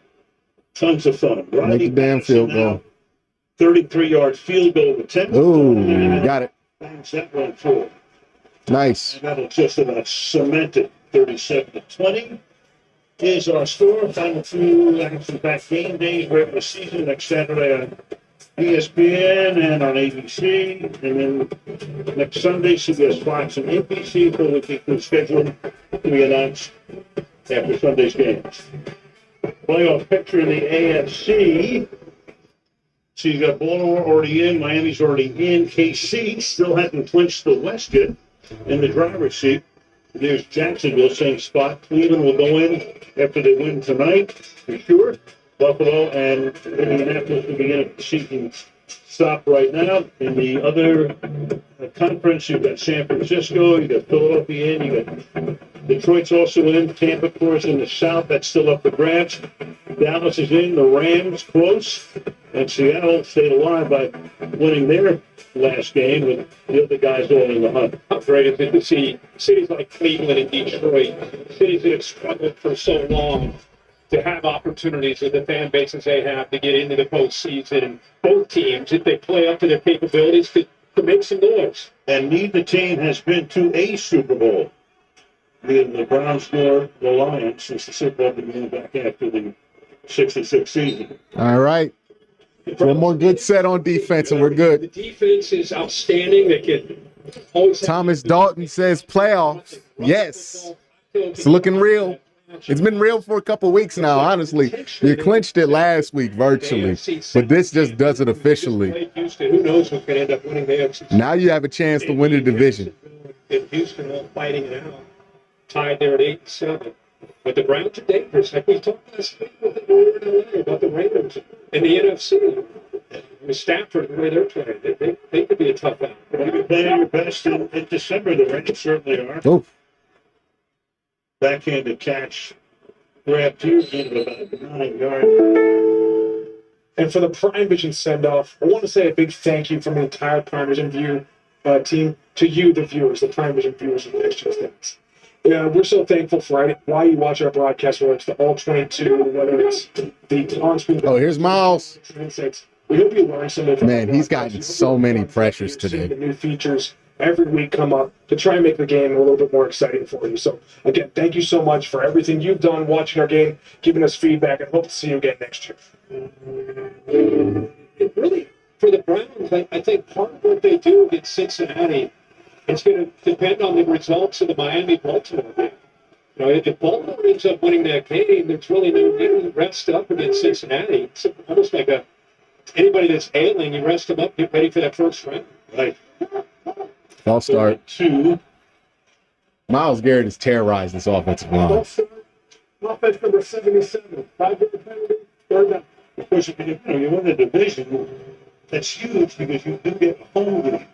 If you don't, I mean, Cleveland right now is more likely to win the division. Yeah.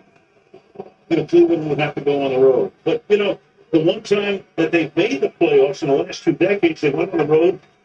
We did that game on a Sunday night in Pittsburgh, and they had a 28-0 lead at the end of the first quarter. Yep. Pittsburgh made a game of it late, but that was during the COVID year. They just went to Kansas City and competed. They did. Following weeks, 3rd down and 7. That's caught up to the 35-yard. Most points scored on the Jets all season, by the way. Pretty good. Kevin Stefanski had COVID and had to watch the game on television from his basement in Cleveland. A strange year when it came to things like that. Weird. Clock. 2-minute warning. Right now. All right, 2-minute warning, y'all. We're 2 minutes away. Post-game show exclusively on Prime Video. Hurricane Kaylee on the field. We have a player of the game that comes up right after the game. Little Thursday night football talk for you here. Raymond Simmons wins by 4. Tyler Chiz says Blue Hen alumni 99. Oh, Delaware native. Joe Flacco serendipity. I guess shout out to Delaware. Lamar Jackson, think he wins the MVP? Q, in 2020, the Jets caused us not to clinch. In week 17, we lost half our players the day before the game. We were half team yet again, and we're clinching in 2023. They ain't believe, but God did. That was a Jadeveon Clowney reference. Who gets on at the end? It's always important. It's a big one. With Baltimore, Miami, obviously. We're playing Prince. Advantage, so many different things. Hold on, let's get back to the game. Well, it's in tonight with a little bit more banging on metal. It's the perfect ending. 2nd and 10. Roll down up at the 43-yard line is Abanaconda. Thank you for the super chat. One more. 3rd and 2. Can you remember a ball other than the fade early to Garrett Wilson where they've been able to get the ball thrown downfield successfully? No. And whoever plays the Browns, that'll be the challenge with the press man with their 3 corners and the pass rush that they have. You get under 2.5 to get the ball out, probably 2.2 with a good offensive line. And can you get separation? Can you get downfield to be able to get away from these corners as tough as they are in tight man coverage? We make history on Thursday nights or what? 50 or more. False start again. First half. No touchdowns in the second half.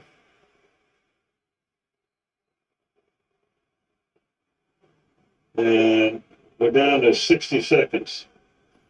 So the crowd right now, this is just like the perfect moment for us. You know you got it in hand. 1 playoff appearance in 2 decades. Then comes the second. 3 playoff appearances. It's got to be. It's the greatest feeling in the world. I mean, whatever it is, if your team's going to do something special, and you got, a minute or a couple of minutes to really let it go, and there they go.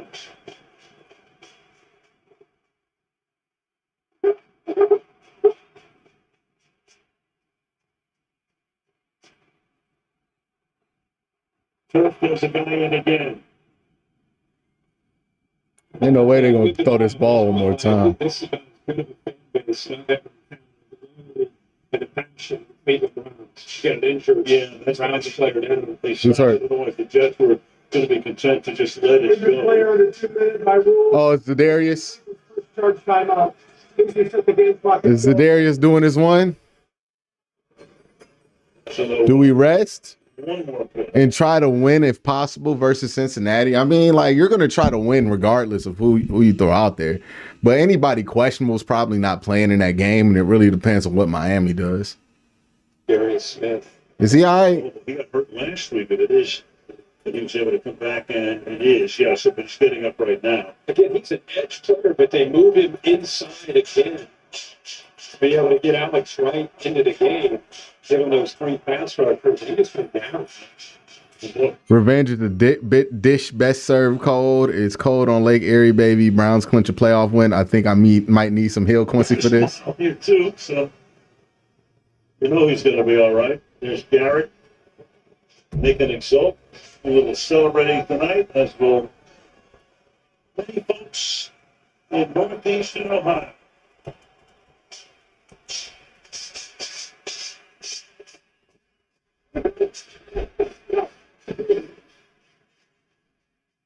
Hit and incomplete. So we still have one more play. Alex right. You have to wait for great, you just have to be patient, right? This crowd was totally, completely into it right from the get-go tonight. Big Phil's ready. Yeah. I don't know what he's ready for, but he's ready. Final play of the game, in all likelihood. Thought? And it takes us to 0-0 and takes the Browns to the playoffs.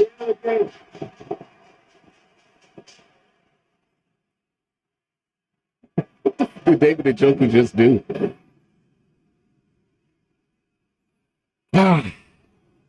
I finally get to sit, y'all.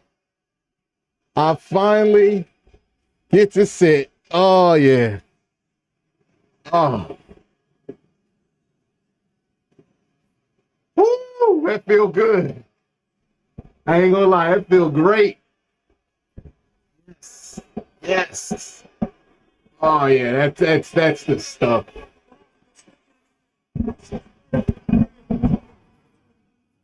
Changing your name, yeah.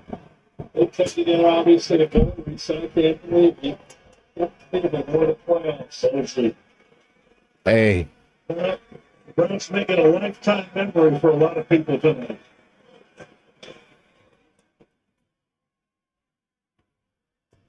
Special scene on a reserve finish. It's awesome. And the last time they put the playoff spot, COVID, Jersey fans tonight, packed the day 68,000, and right from the start.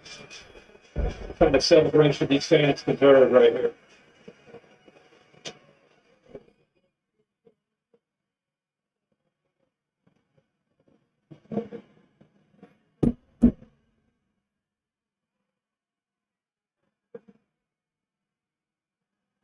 That's what's. I'm sure the great thing about it. What a game. What a game. What a game. The Browns have clinched the playoffs for the first time since 2020. Joe Flacco playing some of his best ball. Obviously didn't have as good of a game once Elijah Moore went down, but you were down all of your players at that point. Zadarius walking off on his own power. Smith, no, it's not just that he walks off on his own power. It's like Zadarius Smith always gets out the game right at the last second. Like, there's 30 seconds left. Zadarius Smith's like, yeah, dog, I'm going to go down. I'm going to get this timeout real quick. I'm going to go ahead and get this timeout.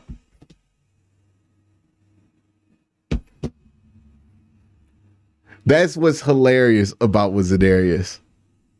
Yeah, he's exhausted or he trying to get home, bro. He older, he just trying to get home, y'all. He just resting. First off, make sure y'all hit that like button.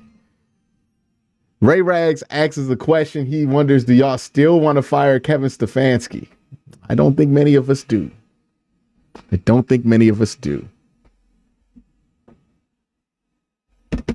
All right, let's get it.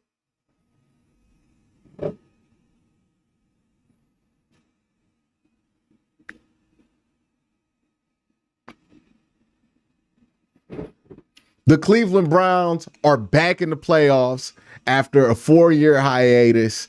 It's been long enough. We're back here, and they have a chance still to win the division. A ton to talk about, especially in this first half. The second half really didn't have much, but the first half was where all the action was. Sly says, I remember when people were mad that we hired Kevin Stefanski instead of Robert Saleh. Yeah. Look,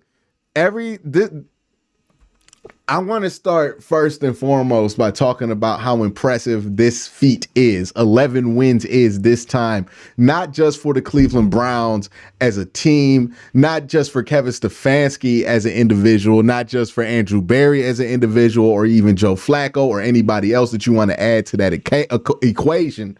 Why it's impressive. It's an impressive feat for the Cleveland Browns as an organization.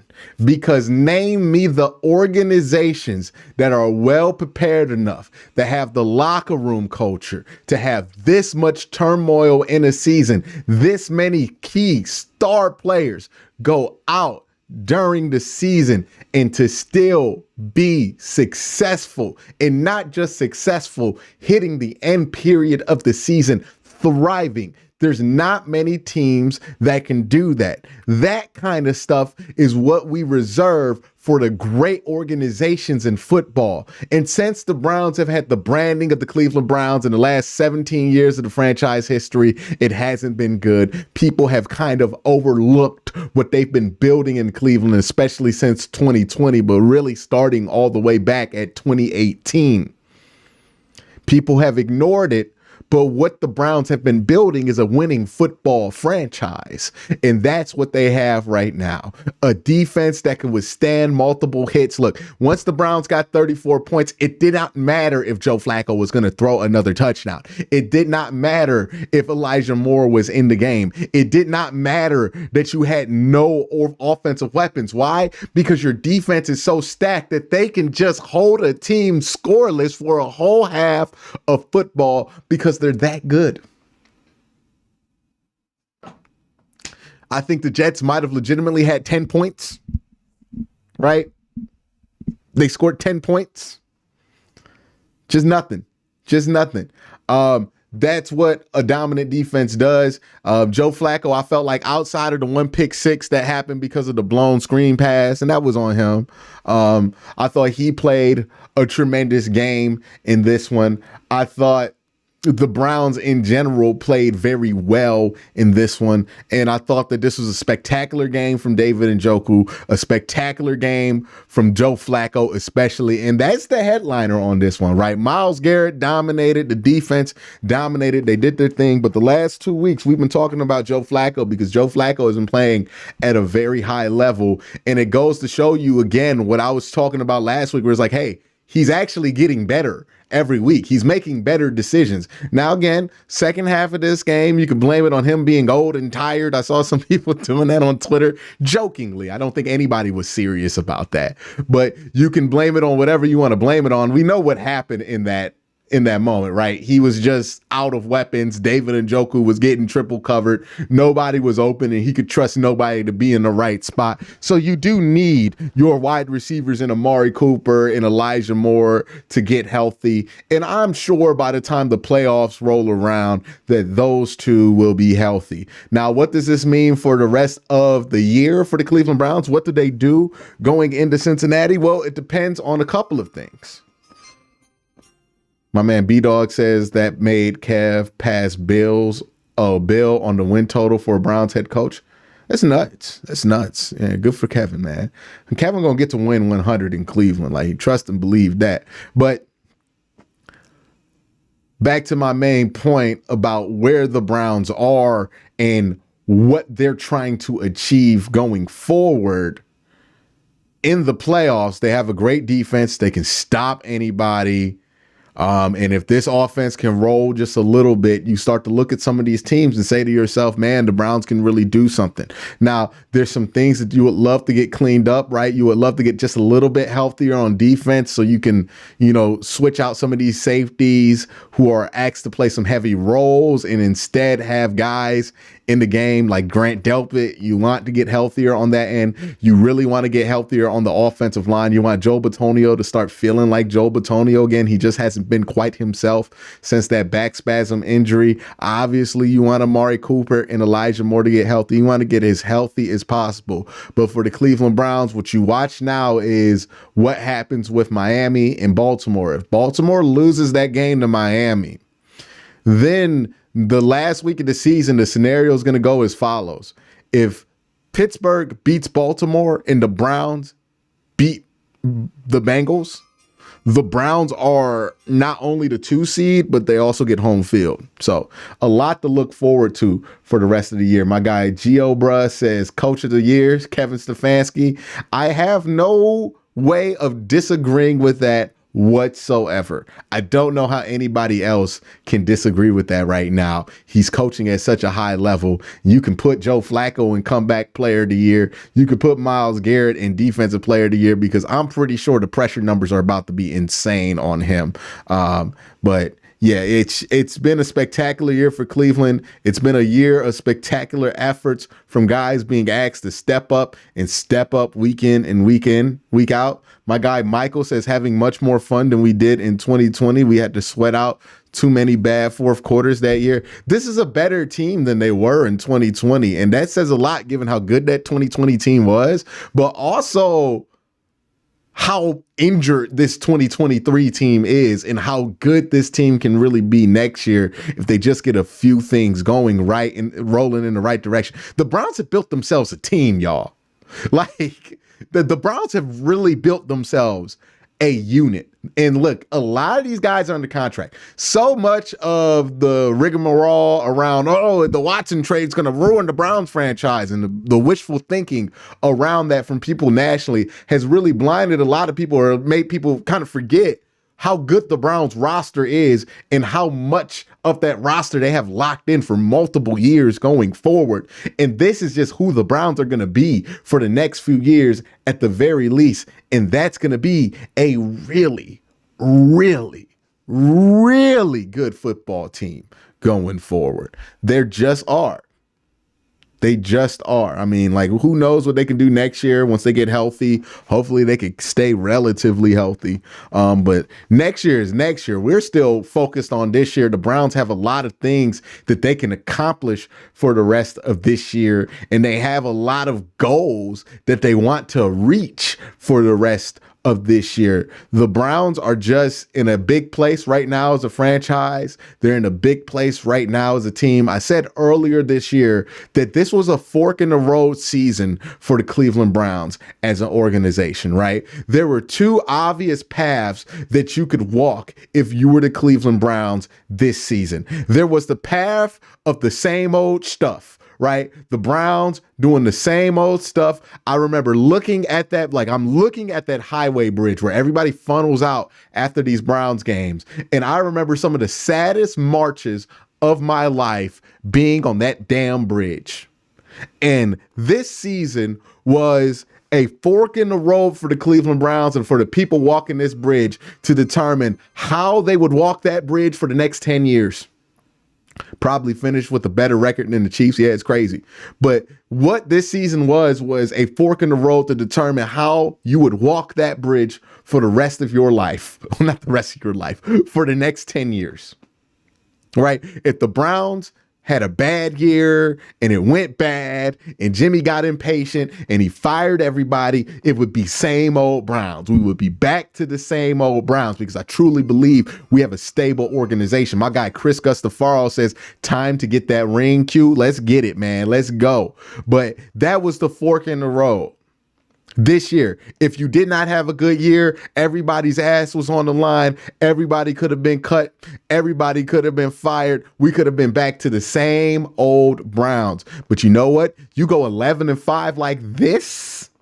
Not only do you cement that Kevin Stefanski is going to be the coach of the Cleveland Browns for at least 10 years of his career, but you cement stability and you avoid becoming the same damn Browns. These are the Stefanski Browns. These are the Barry Browns. These are the Browns. They're back. Not that team that was here for 17 years from 99 to 17. Not that team. No, that wasn't the Browns. That was a pale imitation of the Cleveland Browns. That was a team that was in literal NFL jail. That was a team that was stolen. Right? That was the result of what happens when a team is allowed to be stolen from a city. Its assets, its best players, its best coaches stolen in Baltimore. Art Modell did the crime. He did none of the time. The city of Cleveland had to do 17 years for Art Modell's failures as a businessman. And now it's sweet poetry. It's sweet poetry that it's one of those former Ravens. It's the last guy to win a Super Bowl for the Ravens, the team that stole everything from the Cleveland Browns and never paid the price. Now it's one of those guys that we get to steal and get the best out of. How do you like it? This season was about much more than just winning football games for this year. It was about how this team would respond and play for the rest of this decade. Like, I know it sounds melodramatic, but it's not.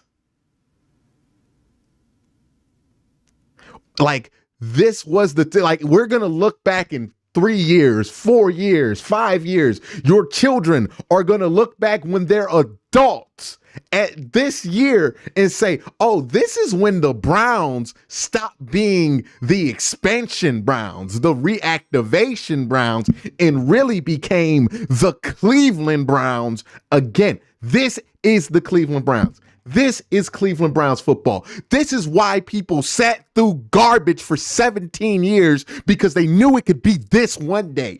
This is the team that we know and love. This is the team that we grew up hoping would come back to the city. This is the Cleveland Browns. The historic NFL franchise, the respected, the franchise of Jim Brown and Paul Brown. This is the Cleveland Browns. No longer that old reputation. That reputation is a stain that sat on us for 17 years. I don't want to see no quarterback jerseys no more. I don't want to see no Tim Couch jersey. I'm going to just act like them 17 years just straight up didn't exist, because it's over now. It's fucking over, y'all. It's over, man. It's finally over. We've sat through bullshit and garbage and dysfunction and just straight up incompetence year in at the year out, losing good players to other organizations, seeing those players thrive in other places for 20 fucking years. Excuse my language, but I'm passionate about this. For 20 years, we've watched this. It's finally over. It's over, man. It's just anything that you've built up in these last years since 99, any pain that you have had since 99, any PTSD that you have since 99, you can finally let it go. It's over. We're not that team anymore. We're not the laughingstock.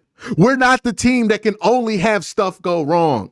We're not the team that can't overcome one thing. We're not that team anymore. We're the Browns again. and not the Browns that we have been forced to watch recover from a disastrous and incompetent move by Art Modell because he couldn't manage his money, and we had to sit here and some of y'all had to raise y'all kids watching that Browns team, trying to convince them that that's the Browns, and watch your kids not root for the Browns because why would they do it?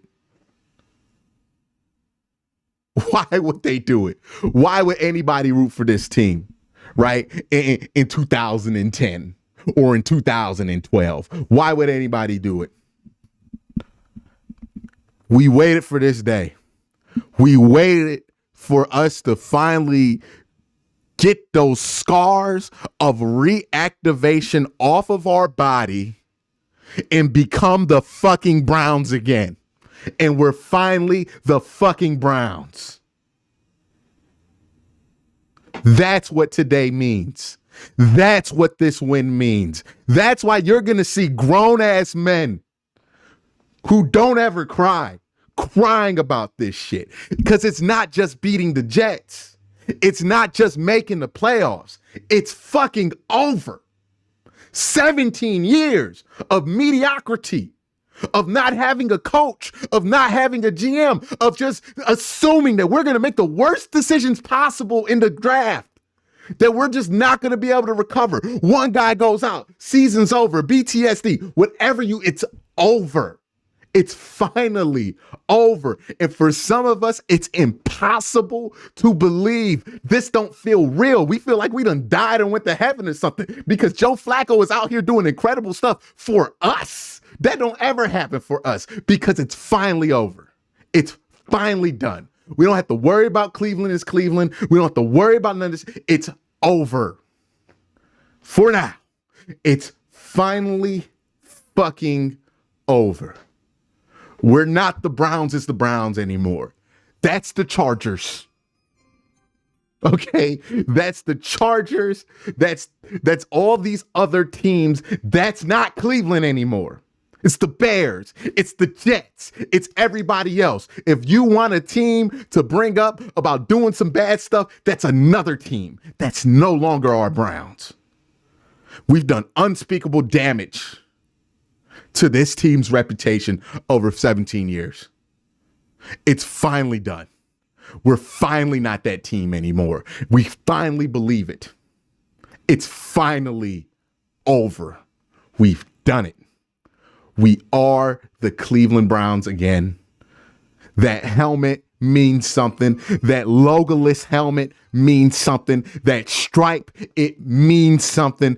Being a Brown, it means something again. This is the franchise that single-handedly built like 80% of the history that you know of as the modern NFL. When you think about the AFC North, when you think about what AFC North football is, it literally all comes back to the Cleveland Browns.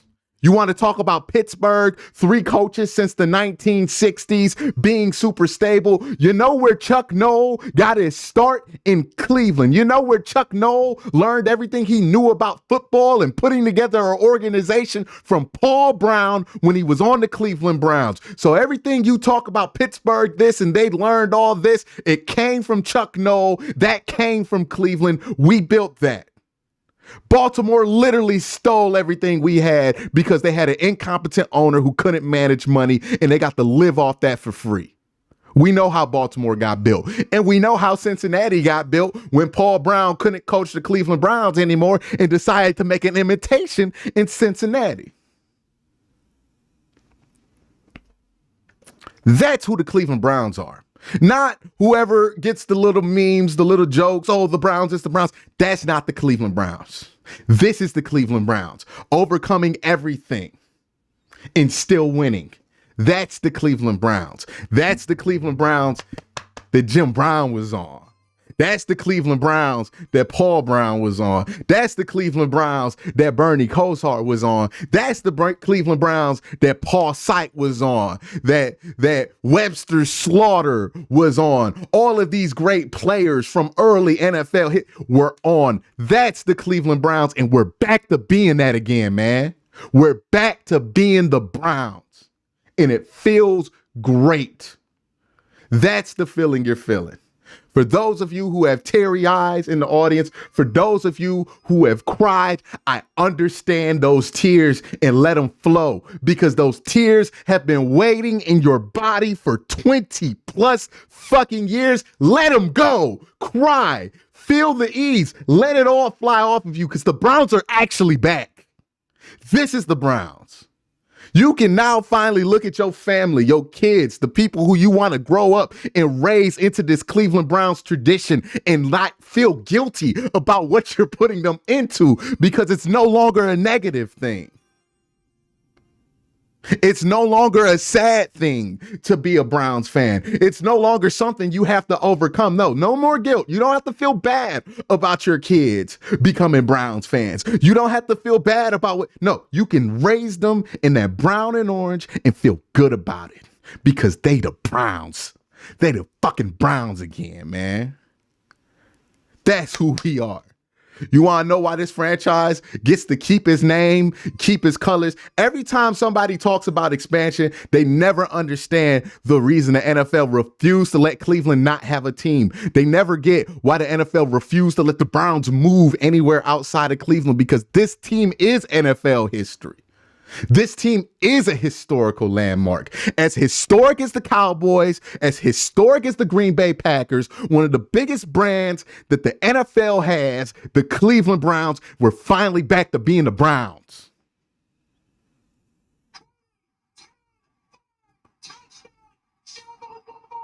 That's what this game means. For anybody who's going to, oh, LOL, the Browns beat the Jets, it's their Super Bowl. You can shut up, because you ain't been here the last 20 years. You don't know what we're feeling right now. See, when we get to the playoffs one time with Baker Mayfield, okay, that's fun. When we get to it 2 times with one coach in one structure, that's not just having fun. That's who we are as a franchise.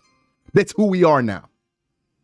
There's so many super chats. I'm going to get to these super chats. I'm going to get to all the comments, but I wanted to get that one off my chest, because I feel so weird right now. I'm going to be honest with you. It feels so weird to finally be able to let go of 20 years of mediocrity and accept that the Browns is the Browns means something different now. We're back to competitive. We're back to being the good team. We're back to being the franchise that's at the top of the marquee for the NFL. The franchise that walked in from a lesser league and blew out the NFL champion Philadelphia Eagles. That's who the Browns were. That's who people knew the Browns to be. And look, the team got stolen, the reputation got ruined, but we're finally back. It feels like the Browns got out of jail tonight. That's what it feels like. It feels like the franchise finally got out of jail, finally got a good job, finally got their life back, because it's been 20 years that we've been waiting for them brown and orange helmets to get their life back, and we're back. Not just for a hot flash, we're back. You have to deal with us. We're going to be banging on metal and barking for the next 20, 30 years, and you're going to have to live with it. Your free ride is up, Baltimore. Your free ride is up, Pittsburgh. I would say Cincinnati, but they've never had a free ride against us. Don't get it twisted. So those teams, we're back. We're here. You have to worry about us again. It's no longer fun. The Browns are back, not just because they had a good season, but because they had the right people in charge, the right organization, the right structure. They aren't even half the team they're going to be next year, this year, and they could win the Super Bowl this year. That's who the Browns are. That's who the Browns are. Let me get a drink of water. Let me get a drink of water. Take a breath, and we gonna read some of these comments and move on with the stream. But I had to get that one off my chest. I had to let the people know that's how I'm feeling, because I know that's how y'all feeling. We got 1,300 people in here feeling the same gospel, listening to the same gospel that we listen to, feeling the same things, man, because we done been through it, dog. I almost cried during that, because it's really been that long. You know how long we had to fight through this shit? Like being a Brown, like, I'm no disrespect to anybody older, and y'all had it hard as well. But like for the people who are my age, who were born in mid 90s to late 90s, I have to ask y'all this, right? Y'all have to feel this with me. Being a Browns fan in the early 2000s was a choice, a very, very difficult choice that not very many people chose to do, even within the city of Cleveland. It was a choice that you constantly had to defend. It was a choice that you constantly got ridiculed for year after year. Oh, you a Browns fan? You know they're going to lose. And you knew they was going to lose, but you had to fight that fight, right? 20 years of fighting that fight, knowing you going to lose, because one day you might get to the day where the Browns are finally the Browns again. It's all going to be worth it. It's all going to be worth it. We are finally back, y'all. We are finally back. It's finally happened, dog. It's making the playoffs this year is so important because it means that Kevin Stefanski is not going anywhere. It means that Andrew Berry is not going anywhere. It means that ownership is not going to move away from trusting the people that they put in charge because it's worked. Because it's all work. Like, this is such an important season. It was so important to make the playoffs this year. It was so important to get all of this done because it means it's now done with. We're not hiring Romeo Crennel no more. We're not hiring Robert Jasinski no more. We're not hiring Ray Farmer anymore. They're not walking through the door anymore, dog. We don't got to worry about it. We can worry about being mad at Kevin doing the same stuff for 10 years like they've been mad about Tomlin or whatever it is. We can worry about regular fan stuff. It's finally over. It's finally over. And what a way for it to be declared over in a season where the Browns start 4 different quarterbacks. Woo! What a way. What a way. What a way. There's nothing that's going to take me down from this. There's nobody who's going to tell me to calm down. Oh, you're making too much of a big deal out of this. Nothing. No, this is a big deal. This is something that I have literally dreamed of ever since I started watching this fucking football team in my early adolescence. Every year from there, because the Browns were never the Browns in my lifetime. Think about that. The Browns were never the Browns in my lifetime. They were never the team. I've had to hear myths and fables of the old Cleveland Browns from former players and people who lived through it, like my dad and my uncle, for my entire life, wondering, hoping one day I get to see those Browns that my dad used to watch and go down to the stadium for, that my uncle used to watch and go down to the stadium for. One day it'll be. And every time we signed a head coach and drafted a quarterback, I thought this gonna be the run. Hey, maybe Robert Jasinski and Brandon Wheaton bring back that feeling. Maybe Colt McCoy and whoever the fuck brings back that feeling. Maybe Mike Pettin and Johnny Manziel bring back that feeling. Maybe Deshaun Kaiser and Hugh Jackson bring back that feeling. Coach after coach, GM after GM, quarterback after quarterback of hoping that somebody would bring back that feeling has led to today, 2 decades of hoping that that feeling comes back to this team, that I'm able to experience the things that my family told me were true about this team, that everybody I grew up who was a Browns fan told me would be true one day. We're finally here, dog. We're finally here. It finally happened. We finally made it to this point. We are here. It has happened. It has arrived. 20 years of waiting for this, for the Browns to be the Browns, and it mattered. We finally got here. Nobody can tell me that doesn't matter. Nobody can tell me that I'm overreacting. Nobody can tell me what this should mean to me, because nobody who wasn't a Browns fan during that era knows what we have sat and endured and persevered and believed in the face of the fires in front of us, that there would be change one day. But we moving, Alexa, play moving on up. But we finally moving on up. Alexa, stop that. That's not it. That's not it. Alexa, stop. Stop the music.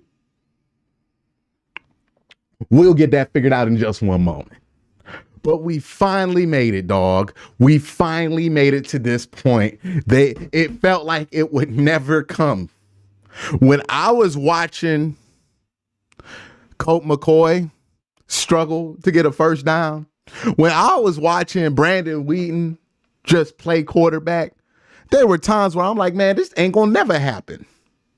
I would literally, the only thing I had to do as a Browns fan would be to sit there and say, hey, man, maybe one day there's a kid playing middle school football somewhere that's going to save this team. It's not just the win. It's so much more than just the win, man. It's so much more than this, man. It really is. And you should celebrate it. You should appreciate it. You should cherish it. And don't let no asshole with the logoless account on Twitter tell you how you should feel about it. Celebrate it. Cry about it. Hug somebody. Tell somebody you love them.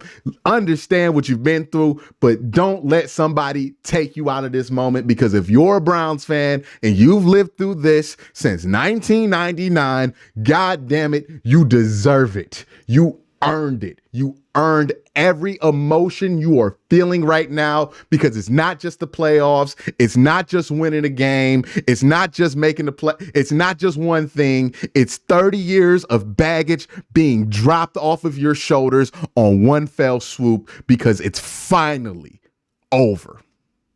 It's finally over.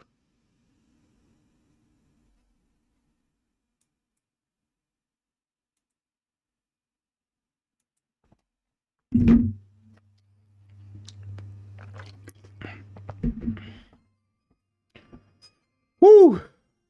All right, we're going to get some post-game streamers. We're going to get to the super chats. I missed a bunch of them because I was just straight up preaching. I was on the pulpit. I ain't going to lie. I was on the pulpit right there for a minute. We're going to get back to all of this. That's definitely got to go on the live stream highlights when I edit that. I got to definitely leave some room in there to make sure, because that speech means something. It means something to me. It really does. T. Burtlip says, let me get to these super chats, man. Let me get to these super chats. I know we got some big ones coming in. Appreciate everybody who's in here rocking with me. I want to get to all of y'all's comments. Yes. We're going to get to all of it. My man Riley with the $5 super chat just straight up said, playoffs. Yeah, we here, player. Playoffs. All right. I think. All right. So Luis Cousin says, can Grant Delpit be back for the playoffs? Absolutely. And I do anticipate Grant Delpit will be back for the playoffs. Corey Dot says Miles in the secondary or some Legion of Boom type stuff. Keep them together as long as possible. 1000%. It's a lethal combination. You got to keep that together. My man Ray Rag says the Browns can still get the 1 seed if Miami beats Baltimore, then Baltimore and Miami lose next week, and Miami plays Buffalo, who needs to win if it's possible. I'm not 100% sure how that works, but thank you for the super chat, Ray Rags. Jeffrey Anderson says, Yahoo! Absolutely. Jada Man with the $2 super chat says the Browns are guaranteed the 5 seed. I'm pretty sure, yeah, they're going to have the 5 seed no matter what. That's the worst they can do. Wesley James says, is this a dream? No, it's not. It's very real. It's very real. You finally made it. We finally made it. Soul Train says, this team has hurt me for so long. This feels so good. Absolutely. Fred Heim says, speak on it. My guy Chocolate Goody with an emoji right here. Appreciate that, brother. Carl with the super chat, $5 super chat says, that elf on the 50 might not be so bad after all. Hey, good luck. I like the elf. Now. I'm a big fan of the elf. I've always been a big fan of the elf. I'm lying about that. I have not. Corey says they need you in the locker room for the playoffs. Goddamn, my brother go off. I'm just saying what the city feeling, man.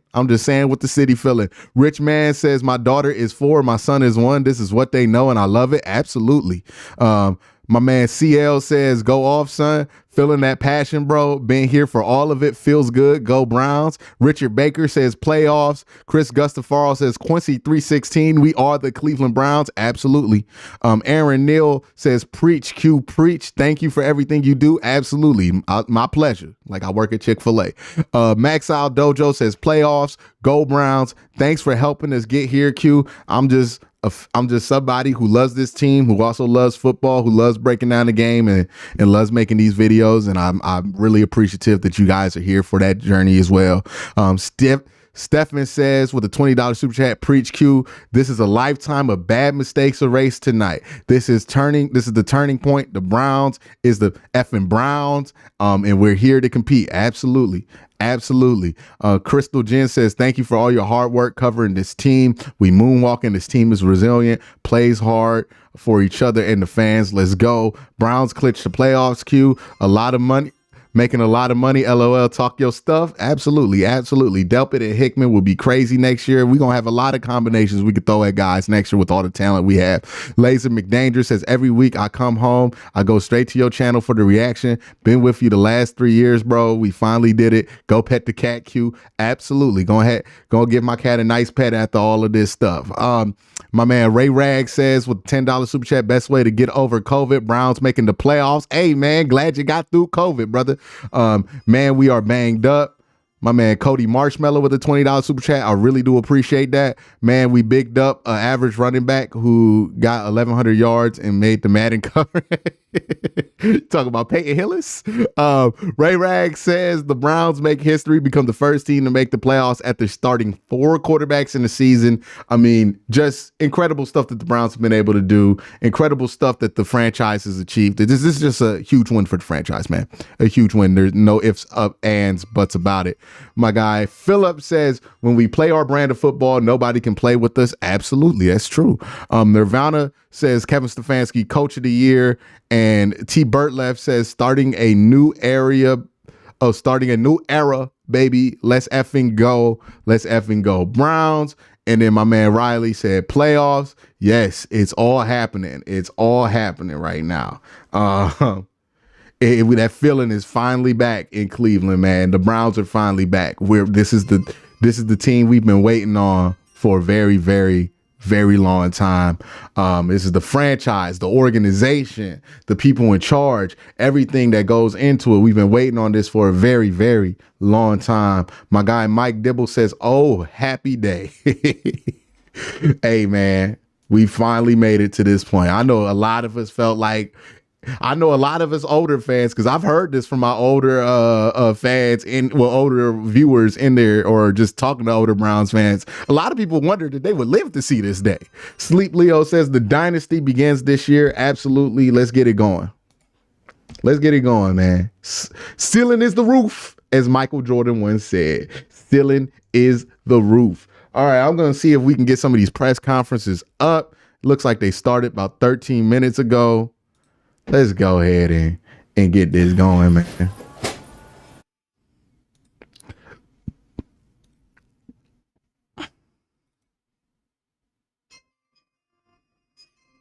Christopher Lauder says, tell the league Cleveland is back in business. The dog pound's open again. Yes, sir.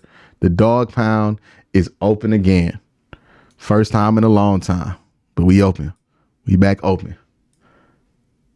All right, man. Let me go ahead and let these play real quick. Put my AirPods in so y'all don't hear an echo.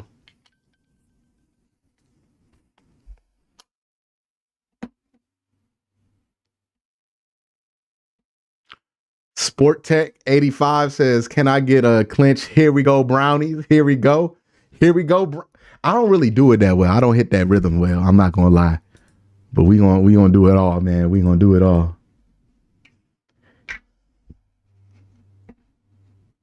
Here we go, Brownies. Here we go. That's how you do it. Roof. All right, let's get this. Did they just not start the press conference? Okay, here goes Kevin. My guy Mike C. Rodriguez says, thank you so much for providing great content all season. They are jamming in there, dog. Dun, dun, dun, dun, dun, dun, dun. Celebrate good time. Hello.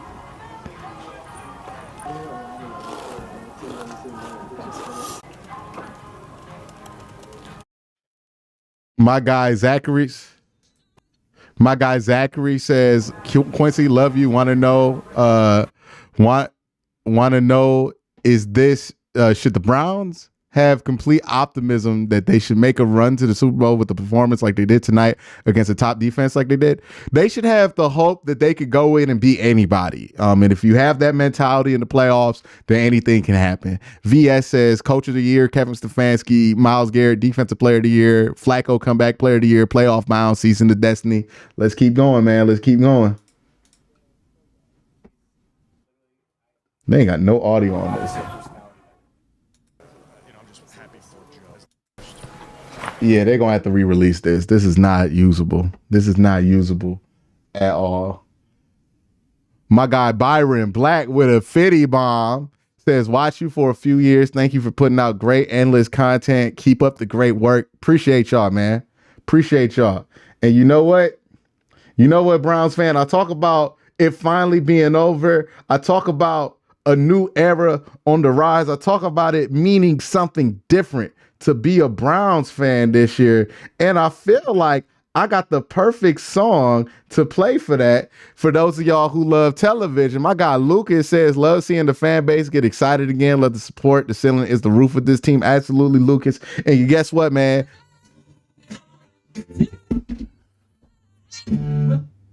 Hold on. It's playing on the wrong thing. It's playing on the wrong thing. Here we go.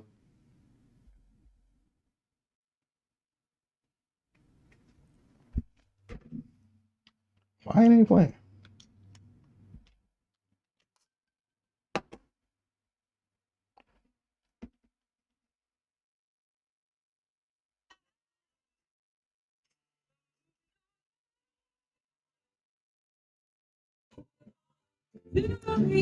We moving up, y'all.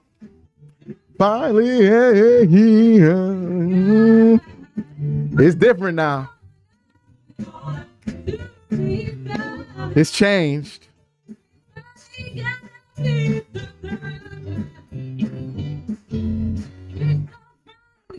Hey, it's been a long time. It's been a long time, Browns fan, but it's finally over.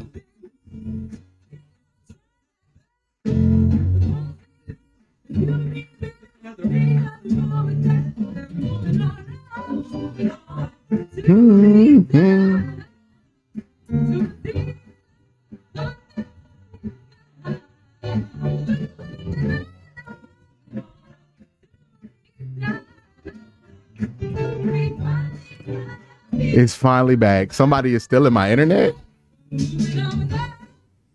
Nah, I think it's just there was a error. There's a lot of traffic going on. Oh wow, the internet. I think we back, y'all. My man Cody Marshmallow says, forgot to say it all. First, appreciate all you've done. I was there when the Cavs won it, but it feels different. Like a change in the program. What a night. What a season. Love them. Absolutely, man.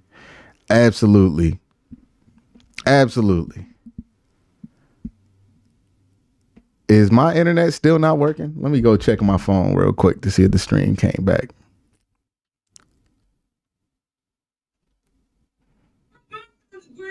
It's been a long time. Yeah, man, my internet's been weird all day.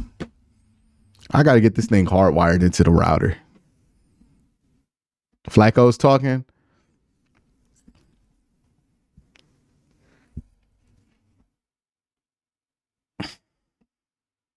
Is it not working?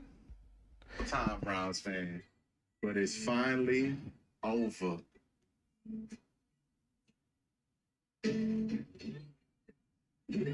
Yeah, I'm gonna just stop fighting my internet and start moving towards some of the other content. Got a ton of stuff to release for the rest of the day, man. Go have my recap video as always. Appreciate every single one of y'all for coming out, every single one of y'all for joining this stream. We had a great day so far. I mean, just a fantastic day, a celebration of not just a Browns game, but being a Browns fan and what that truly means from now going forward. Hopefully we all got to enjoy it. We all got to rejoice. We all got to share this game with a loved one or two that has been waiting on this moment for a very long time as well. Take these in. Don't forget days like this. But y'all have a great day, man. Hold on.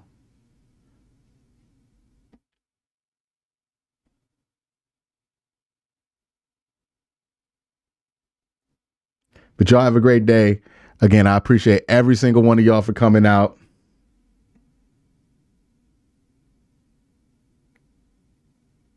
Yeah, we good.